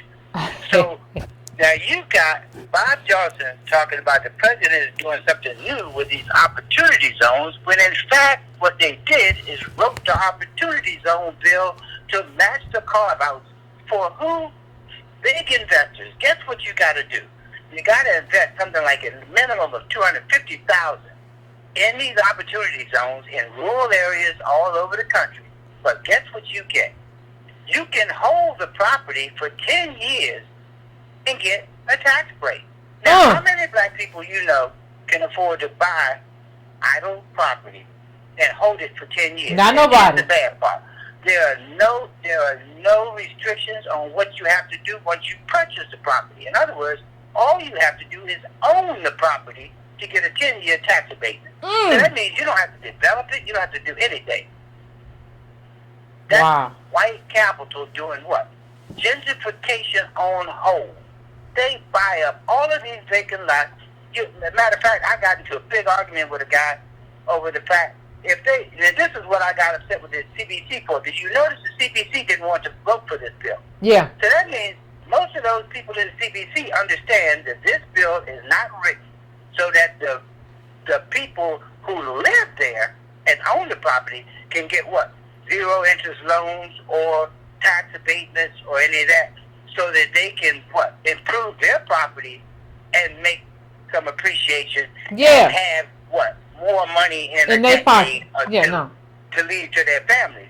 But you're going to give the white man the opportunity to come in, buy up the property the same method that Kushner did in Baltimore when he bought up, and Mnuchin did the same thing. Buy a property in bulk, sit on it for 10 years, get a tax cut, and then do what? Run the Negroes out and sell it. Matter of fact, what got me on this is when I was listening to Dr. Cosby's pitch. He's telling you the very same thing. And I learned it when I bought that phone company in Tucson. Capital can wait you out. Yeah, of course. That's what capital allows. That's what having capital allows you to do, is wait somebody out. I can wait here 20, 30 years. What you gonna do? Exactly. And black people don't understand that you can't buy something that's not for sale. And capital doesn't have to sell it. They sell among themselves and move property around. Or leave it to their child and take out a few dollars rather than sell it to you, because they don't want you in their group. And you can only do that with government, and that's the reason I'm harping on that. But if you listen to what Bob Johnson did with selling these people with those black ministers, you will certainly get pipped, because the whole program, 401ks, is a scam anyway. They're only about 40 years old, and now what's happening, the way that 401ks were set up, only high-income people really make money off of a 401k. If you're a low-income wage earner and you cannot consistently put your money into that 401k, you have to pay taxes when you withdraw your money. People with money end up being so high till they don't have to pay the taxes on it because they pay more in, a higher percentage of their salaries.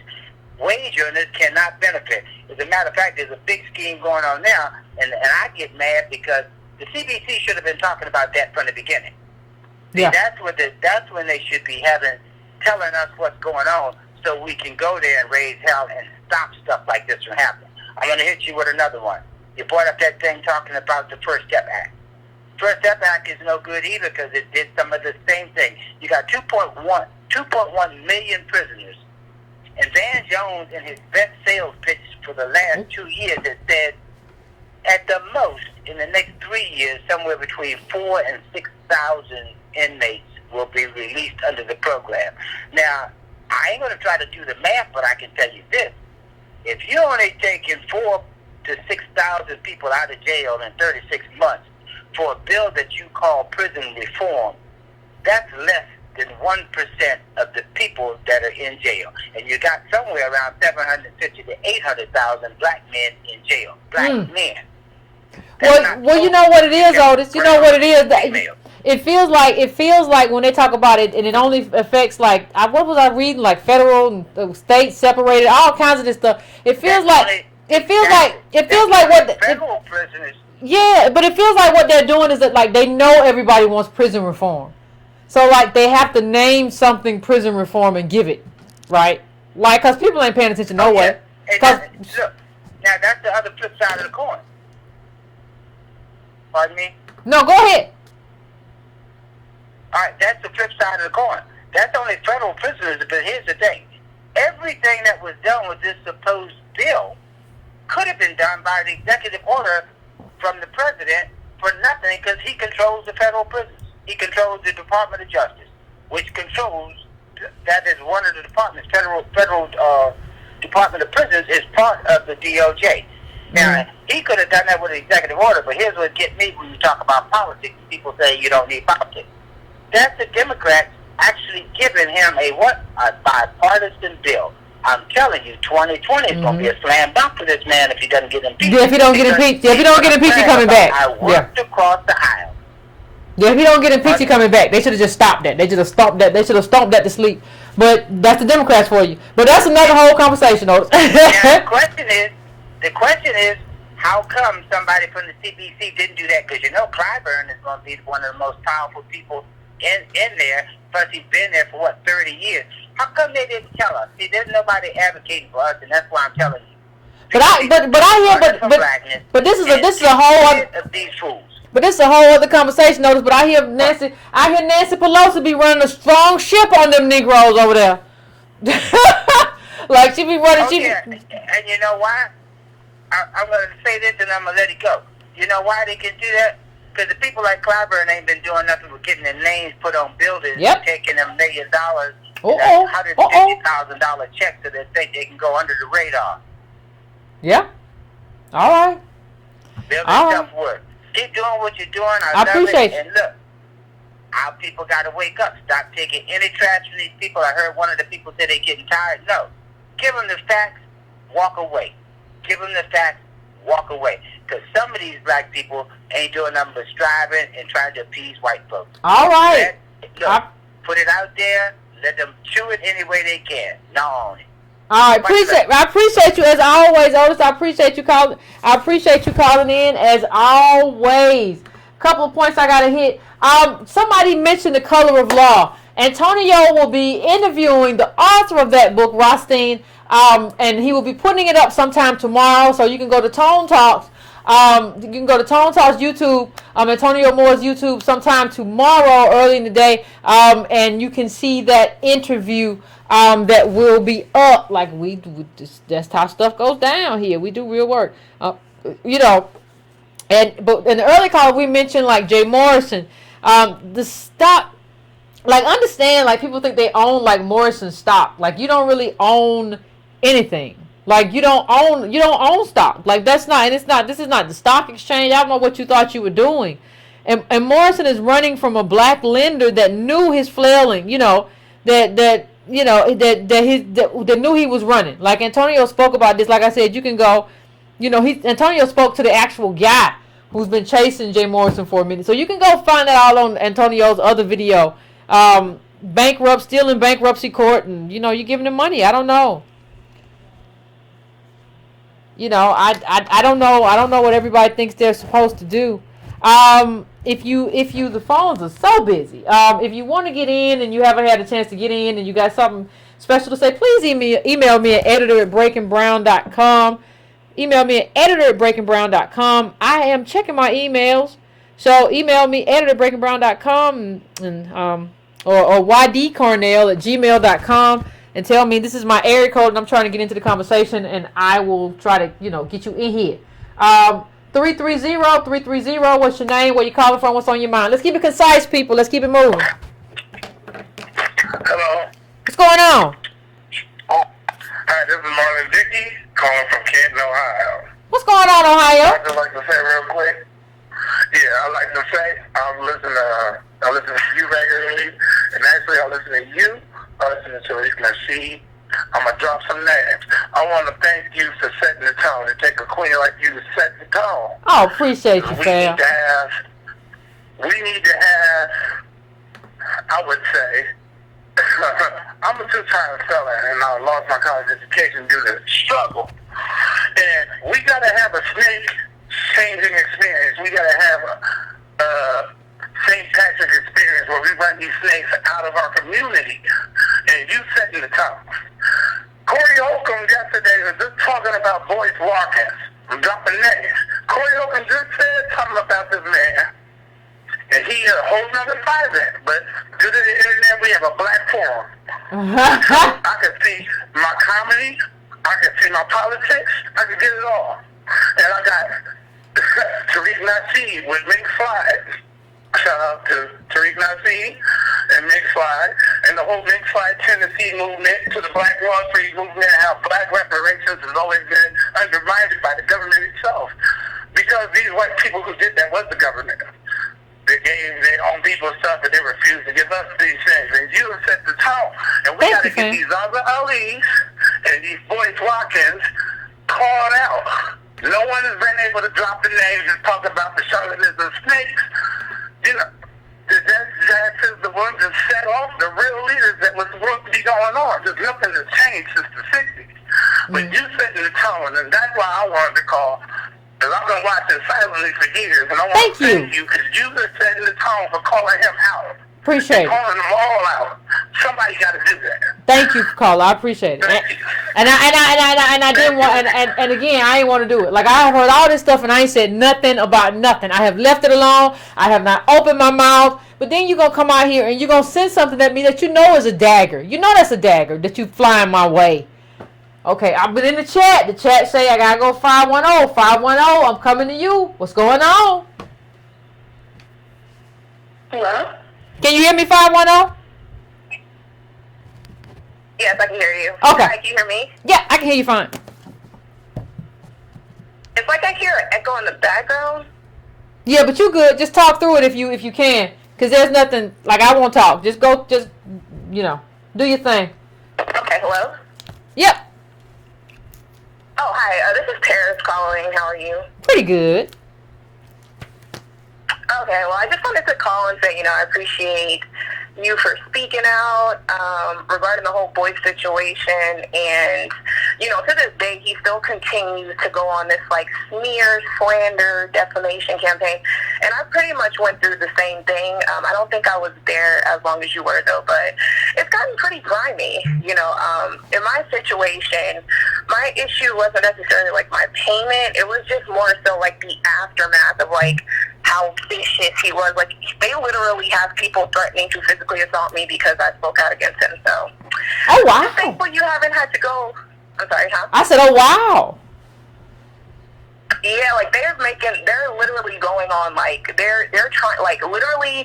I'm just waiting until somebody like knocks on my door because I have a lot of inside information on him from like women that he's dated who used to work for him, and I just have a lot of information. So he's been like sending people to make slanderous videos about me. People that have absolutely nothing to do with the situation. They have no proof. They have nothing. They're just speaking. But you know, I'm just shocked that he hasn't gone that far with you. But I really think that they try to just scare me so that I'll be silent. But, you know, if people like you and I don't speak out, more people are going to be harmed. Yeah, well, remember, fam, he did try to do some slanderous stuff with me that I ain't gonna get into. But he did do the slanderous stuff, but like, you know, but the thing about it is I have a couple of cards and I ain't played either.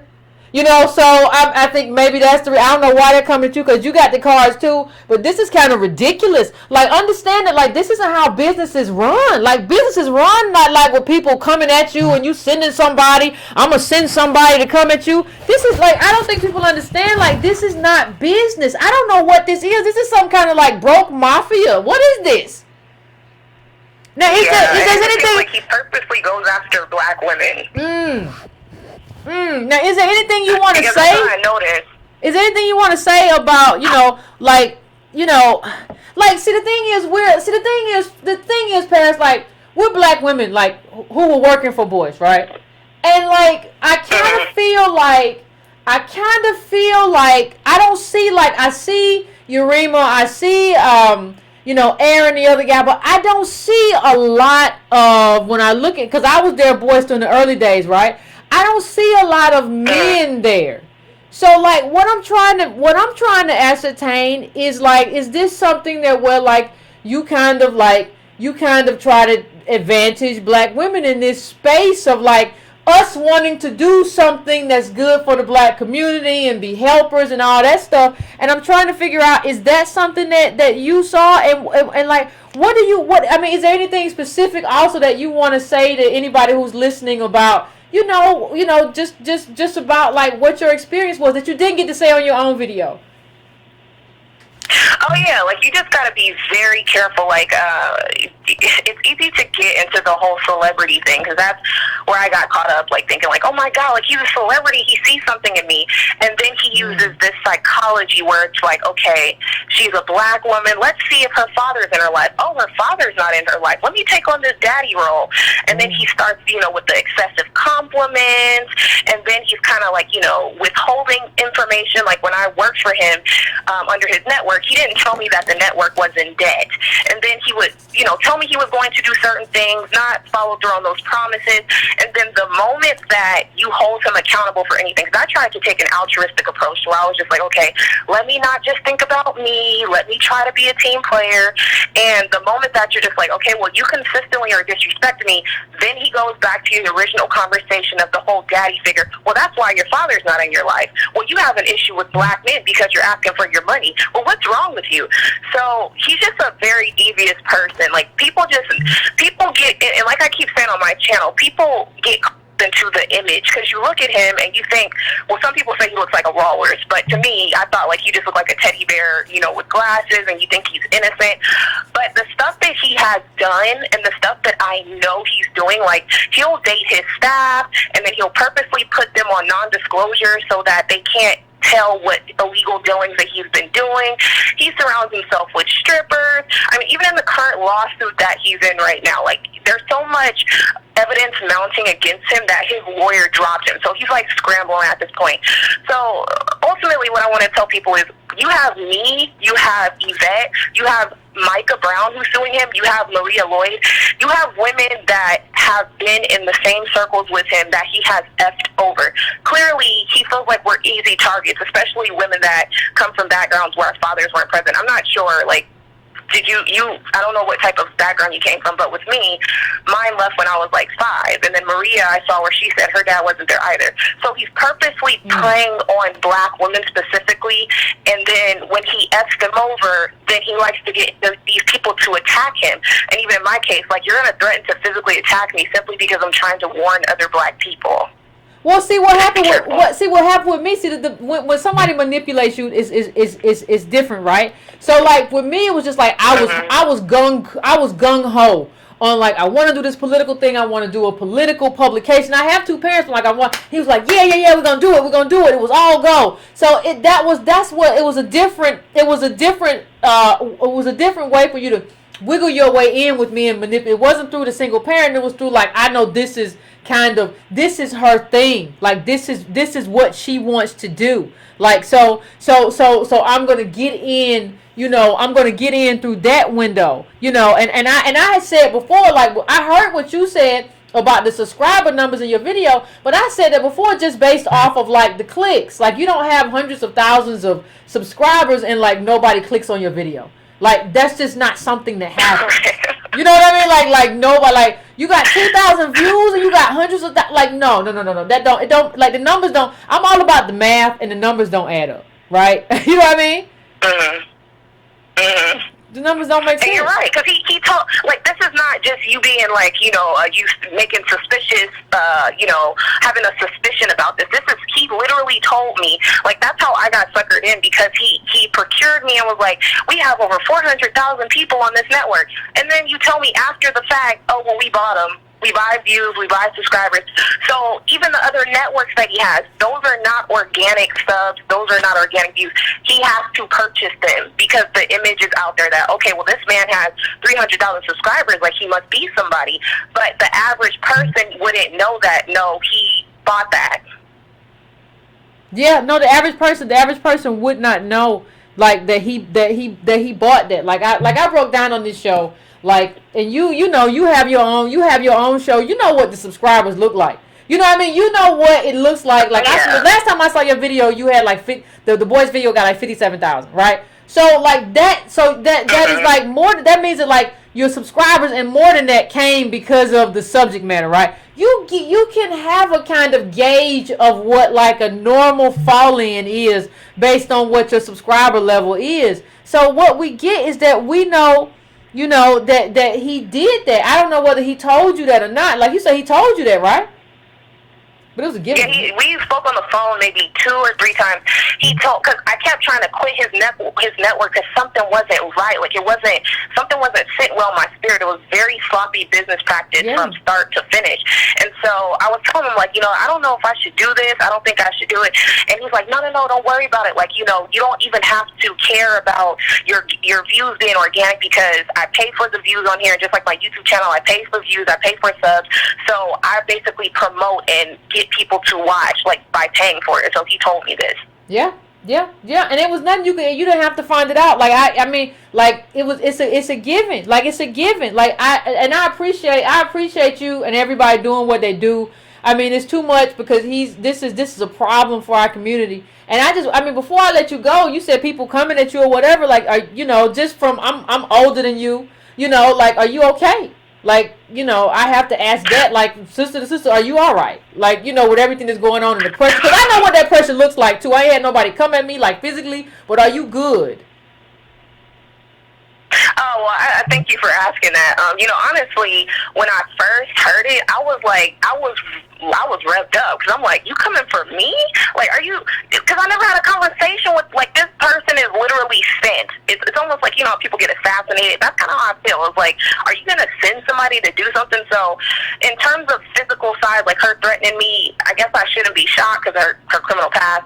But, I'll be good. I have people around me to protect me. And, if anything happens, y'all know who to go after and who to look for. But I'm just kind of being hyper vigilant about the whole situation since they're basically playing ball. So I appreciate you, though, for taking my call and, supporting other Black women and continuing to be on this, this liberation path that you are trying to get other Black people to be on in terms of politics and stuff. But I hope you're safe as well. I hope you're doing fine as well. I'm doing good, Perils. But I know I appreciate you calling in. I appreciate you calling in to share your to give further detail on side of your story. I appreciate that, and like I said, I'm gonna let you go, but I appreciate you calling in, and I appreciate you, sharing. So, like, this is people taking advantage, and we got to support each other. And like, if you were, if you're a Black woman and this is happening, and somebody just texted me and was like, he purged all the Black women from his channel, like some weird stuff like that. But we gotta look out for each other and understand that, like, what she just said about his channel, and that, like, Antonio Moore's channel and my channel, like, all of our subs are organic. Like, it's not anything like that. We're not trying to scam you. Like, and think about what Paris just said, and think about what she just said about, like, you're in a position to, like, have somebody come on YouTube and say all this stuff. And dude, you could have just paid her the money. You could have just paid her the money. Organic means that just, like, people subscribe. Like, that means that, like, how my views grow is just, like, when I tell somebody sees it and they like it, or when somebody comes on here at the beginning of a show, I say, please subscribe, and you subscribe. And then, like, I keep you. When I have a conversation, you don't unsubscribe or whatever. You stay there, and I grow that number. That's an organic subscription. Those are organic subscribers. That's an organic growth model. It's not buying people and conning the system and scamming the system. I've always wondered when YouTube was going to just kind of, like, rip that apart, because Twitter did that one time. One time, Twitter just took, if you had fake followers, Twitter ripped them all off, and everybody was naked. And I've always wondered, like, when's that going to happen? When's that going to happen? So what you have is just, like, these viewers. I'm paying people to view or whatever. Like, I'm paying people to, like, see your stuff, and so you ain't gotta worry. So it's a con, because what it makes you think is that, like, this person is a popular person or this is a popular video, when that's not what's happening. When it's not a popular person or a popular video. That's why it's a con. That's why it has to be natural and natural growth. And it's easy for me because what I want to do is politics. What I do is politics. So I can't use a fake subscriber. So I need you to be real. But if you're just trying to sell garbage, then you don't really need that. Yeah, he cut everybody off. Like, he cut everybody off. He would, that man, like I'm getting text messages. And it's just like, yeah. Like, he just, like, you know, I walked away because I was like, I don't know, you scamming. Like, I can't do this. I can't do this. You told me one thing and it's another thing and I can't. So I'm going to take, like, I'm going to try to take a couple more calls. I am 408. What's your name? Where you calling from? What's on your mind really quick? I am Steve from San Jose. And What's going on, Steve? I took everything I had to say. Let me see. I can say I read the book, Denmark, Desi. I thought we were going to be talking about that. No, that's Thursday. That's 27th. That's the 27th of that's the 27th. I thought it was the day. Secondly, Yvette, I got a bone to pick. You attack cryptocurrencies every chance you get. Huh? You attack cryptocurrencies, and you associating cryptocurrencies with Dr. Boyce, and the two don't go together. You know, cryptocurrencies is still here. You know, the prices are down, but anybody in this space who cares about the space is really studying, because there's no experts in the space currently. Yeah, but that's what makes it volatile. Like, when there are no experts in the space, that's a volatile currency, and that's what I said. Well, okay. Well, you're right. You're right. I gotta hear them talk now. You're right, but I've also researched the documents that the IMF and the Federal Reserve write to themselves about about cryptocurrencies, and so I'm not in it like thinking anything certain, because so far they've said they don't see how they're going to regulate it.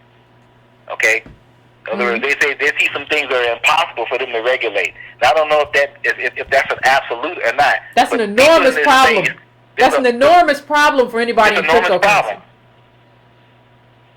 But some form of electronic currency is coming. But which one? Do you know how many cryptocurrencies there are? Like, see, you can be invested in a cryptocurrency. You can say, well, some of them is coming. But how would you even know if that's true? Even if I accept that as the truth, how do you know you're invested in the right one? Well, first of all, there are aspects, there are ways that people get cryptocurrencies without spending any money. They got these sponsors where they actually get small amounts of cryptocurrencies just by clicking on them, using the sites. So again, I'm not saying a person should put money in. I put a small amount of money in years ago, that maybe 2016, and I didn't even think of anything of it. When the price started to go up, that's when the real cost came, when I had to start learning about the space, buying a wallet, coming up with my own security assessment about what I thought was a threat to my holdings, you know, using cryptography in order to try to protect myself, knowing that I really couldn't protect myself because the technology could be hacked. It could be a setup from the start. That's just the risk that you take.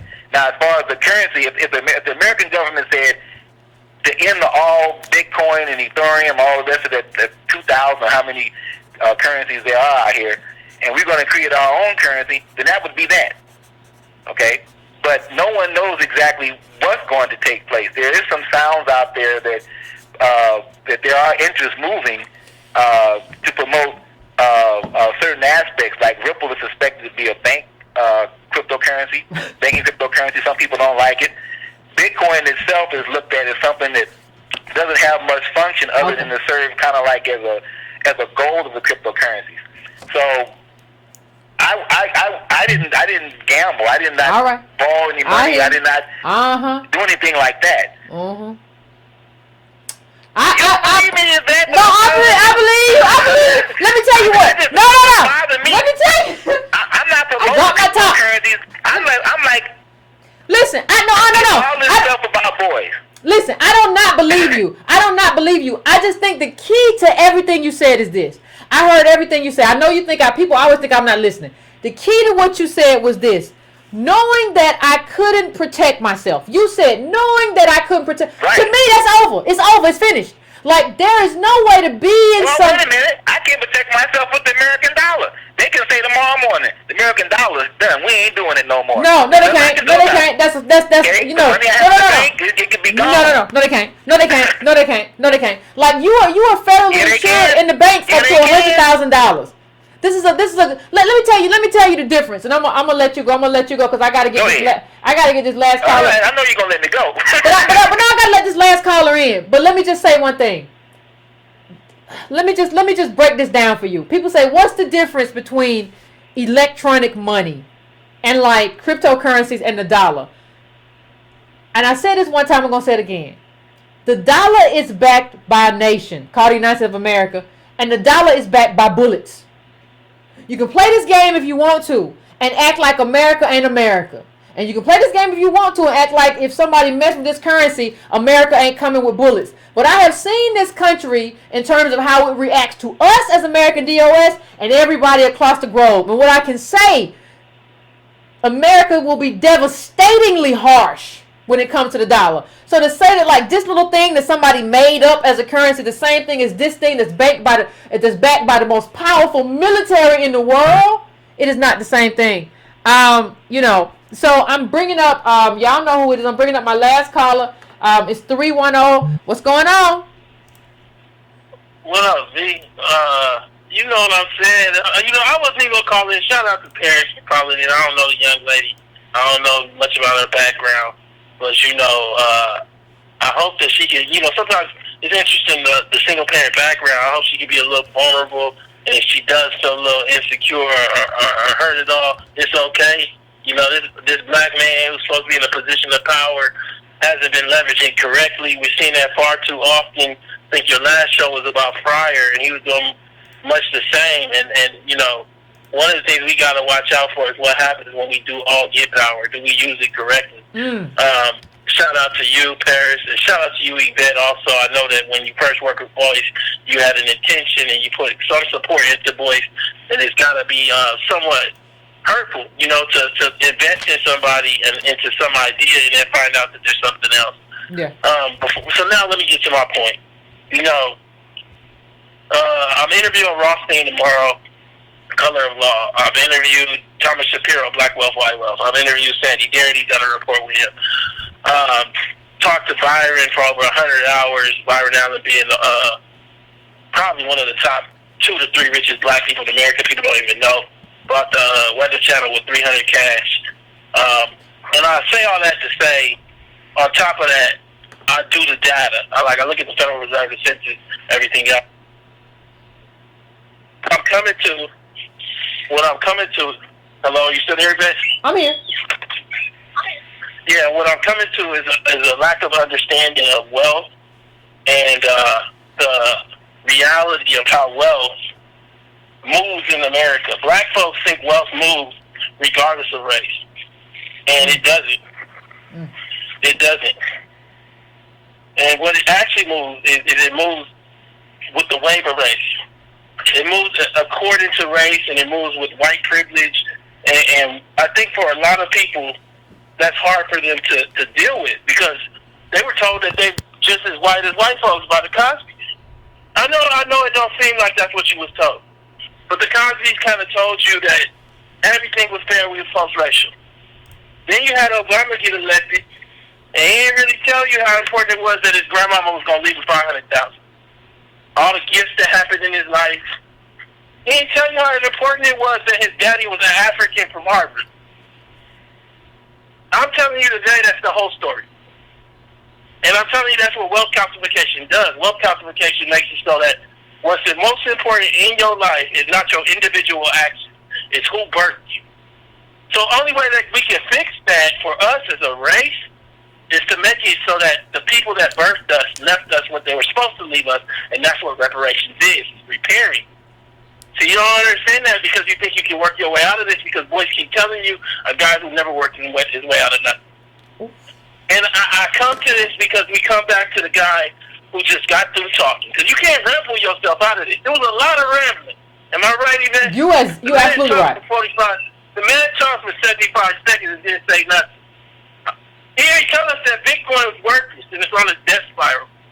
of a Bitcoin and crypto. Look, the one thing black people have worked in is the public sector. Because the private sector does what? It cheats black folks. We are the number one employer of black folks is the post office. So all of a sudden, black folks need to take a step out here in the Wild West, a West that's so wild that Thomas Piketty of capital of the 21st century says it's more unequal than any time in any place in the world, in America today, and compete on a coin that looks like a Chuck E. Cheese coin that you don't even get physically in your house. When the Depression happened, at least our parents, our great-grandparents that couldn't read knew they had to put their money under the mattress. We don't even know that part. See, they done made a whole group of people that can talk their way out of the realities of race. And you can't talk your way out of this. You know, everybody, me and you went back and forth about my channel with the pattern matching. Yep. My thing to you is you say you want the best for your kids. Do you got $50,000 in a bank account for this or not? Boyce Watkins, do you have the money to pay the young girl or not? $150 right now. I'll give her $150, and I don't even got to pay her. If you don't pay her, it's probably because you don't have it. Yep. It's okay to not have it, but it's not okay not to have it, and then tell black folks that they need to do $1 million business to survive. Well, I'm not telling them $1 million for a business. Startup costs about $150 in America, $200. You got to be willing to lose it. You are. And I think for a lot of us, we don't want to count the losses. Let's go back through the show. We ended the show, so we're going to wrap it up. Let's start off with Boyce Watkins. I'm getting our list together. You got Boyce Watkins. Let's pull up the chart of America, because I just want people to see this chart and see what America has done to black folks while I read the list, to understand while they have failed us, America owes us this debt. That's the timeline that I created. But you got to understand, while this list exists, America has created itself. The wealthiest country, one of the wealthiest countries the world has known, has created itself on the back of your family, and these people are telling you can succeed while they fail. Let's start off with good old Boyce. We got crypto, right? The guy said, how can you tie Boyce Watkins to crypto? He did 100 videos. I don't understand. Well, if Boyce would have went up to 50,000, Boyce would have said he would have took credit for it. And what we would have had to do, we would have had to say, dang, we was wrong, right? Yeah. But we wasn't wrong. So now when we was right, we supposed to not say nothing. When the whole business model is built on you knowing business. So crypto that collapsed, and a bunch of black folks, along with white folks, lost everything they had. You remember the dude that called in? He cashed out his 401k. He said he put it in crypto. Yep. He asked him to call in tonight. Call in tonight. Just tell us how you feeling. Or you not watching no more because you mad at Yvette. See, our like can't be the people that people mad at because we right. Yeah. Come on. How many of y'all out there dealing with the fact that you done told these people the tax cuts is coming, refunds ain't gonna be the same, and the refund coming, they mad at you. You can't be that face of their demons. Let's go on over. Let's keep going. Maven was the new thing. We done put all this energy as black folks. Yvette done wrote all these articles in the Your Black World. Now I'm just gonna move it over to Maven. It's gonna be a big success for everybody. And now we ain't even on Maven. Because Maven was bought by Chrysler or something, and it's a bad name, and you know how the web name. The Maven web name is actually a car name that Chrysler uses, a car sharing or something. It's so stupid. Well, we ain't got the crypto, we ain't got Maven. Maybe we got the flash card. Maybe we could use the flash cards, right? Flash cards will get us through. Let me do the count. You can go to Walmart and get them for $17.71. You can go to Boyce's channel and get them with misspellers for $29. So what they gonna tell us is that's only $10 difference. See, how can you do business if you don't understand a 35% difference in price? You can't. That's 35%. You can't. And understand, one of these two ain't the same. One of these two is supposed to be about you. The one on the left is supposed to be really free. If I get some flashcards on wealth, like my report, I ain't gonna charge you. It's $19.95 to get this report. Me, Sandy Dirty, we did it. We're not sharing this information unless you pay $19.95. You know, we're gonna call it the Black Legacy Report, and we're gonna put a bunch of black kids running around in suits. Come on, man, this is crazy. I'm just saying to you, look, I'm gonna say this as nice as I can. The gentleman Fryer from Harvard, Boyce, these are the same people, man. Ask yourself whether they was getting women in high school and all that. These dudes is coming out here now, and now it ain't the 90s and the 2000s. So they gotta build themselves up somehow. And this is how they doing it, and it's a problem. I bet Boyce was talking about something else as well. This ain't the same dude. And if our families are gonna be filled up with these men, we gotta let them know. I don't have a problem letting them know. You gotta ask yourself, let's look over at Jake Morrison. We ain't finished counting these yet. I'm sorry. I didn't even say the last part of your show. Look, I did the show on Jake Morrison, offered him to come on. I don't mind letting you know. I'm setting up the show, and I get a ring. I get a call. Somebody want to stick to you, Tom. Who want to speak to Tom? This is a gentleman who grew up with the family, with the Morrisons, and he want to talk to you. Man, get on the phone, talk to me about Jay Morrison taking money from him, hundreds of thousands, and then not paying him, and then he in the bankruptcy filing, so he's legit. His name is in the bankruptcy. I talked to the man, and then he's like, but he put me through it to make me settle and all this. Come on, man. The bankruptcy I brought up the paper, still file bankruptcy. And understand this when I say it, black people will struggle in life. Yep. I'm not faulting him for filing bankruptcy. But the man that files bankruptcy don't get to ask you to invest in him after going to jail and becoming a felon too. That's not the guy. You gotta just live your life and maybe just step back. You don't know enough. Not the kind of bankruptcy we saw with the credit cards and the clothes. And the main thing was this black man who's chasing you for his money. So now are you going to pay him off with the money that you just got from people? Because I told everybody if you look at the paperwork, they don't own us. What is it, about 10 months? I know some of y'all out there that gave this man $500. Has he giving you reports? I just want to know. Because at some point we got to do the registration and understand, did you get your money back in 12 months? Are you getting reports? Where are we at? Yeah, give us a status report. We really do need a status report. Those of you who have invested, I want a status report. I'm just saying, I've seen the web and the coast and all that. We need to start understanding that this is a real game that's unforgiving for your black family. Black America is on the verge of economic collapse. This is a genocide unlike we've seen in our lifetime and possibly in American history since slavery for black folks. And everybody's playing. Yeah. Everybody's thinking that this is something to play with and that it's gonna work out. Let's go over to Claude. No, you ain't supposed to talk about Claude. He's a senior. He's the black bank loaned the money. A black bank that might have needed to give money to a black bank that might have needed to give money to another set of lenders. I mean, like some homeowners, small business that do fish fry. They ain't trying to own all the tilapia in Louisiana. They just trying to do a fish fry.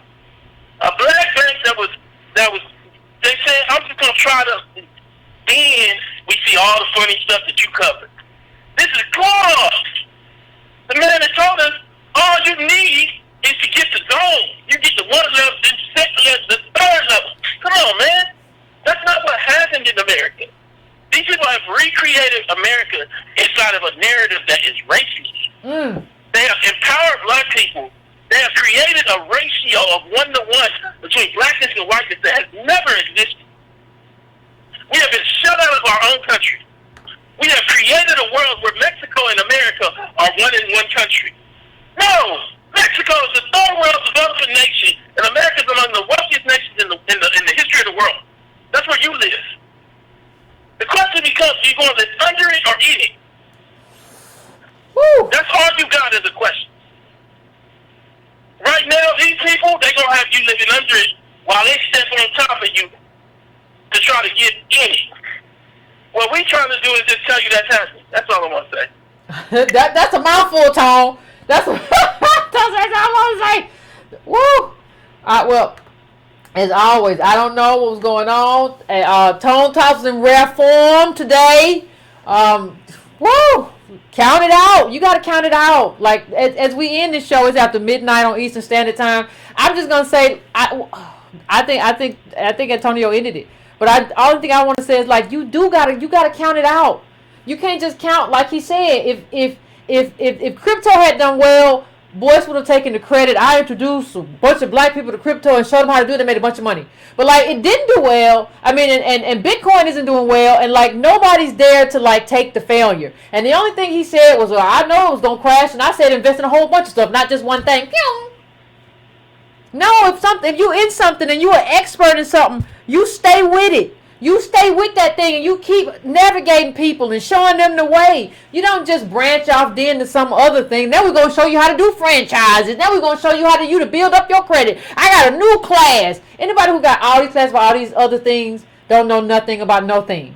So let's just sit on that. Breaking Brown family, it was a great show. Please like if you haven't liked already. Please subscribe if you have not. Please hit the bell. Thanks, Perils, for calling in. I appreciate it. And thank the others for calling in. Tone was in rare form. I appreciate that as well.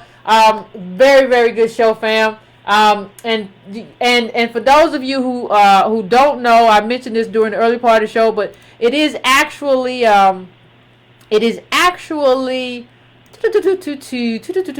me find it. But the Denmark Vesey show will be on the 27th, which is a Thursday. So we will have the Monday and Wednesday show, same time, 9:30 p.m. Eastern Standard Time. The Denmark Vesey show, where we do the book club and we discuss the book, will also be on Thursday, 9:30 p.m. Eastern Standard Time. So you will have a Monday show, Wednesday show, and a special Thursday book club show, Monday, Wednesday, Thursday. The book club is December the 27th, which is a Thursday. If you haven't gotten the book, you still get it. It's only 140 pages or so. It's a fairly easy read. I planned it that way so that our first read wouldn't be so thick. I had done the Booker T thing at first. I think that was too much. We will eventually lead up to that, but that's not what we're doing right now. And we're going to have some conversations, a lot in there about Haiti and what he was trying to do and how he got his lieutenants and what he did religiously in terms of religiosity and how he motivated. It's a lot in there. So we're going to have that whole discussion, fam. But right now, I need you to finish your libations and go to bed, and we will have a conversation at another time. Thanks, fam, for tuning in. I appreciate it. Thank you, and good night, good evening.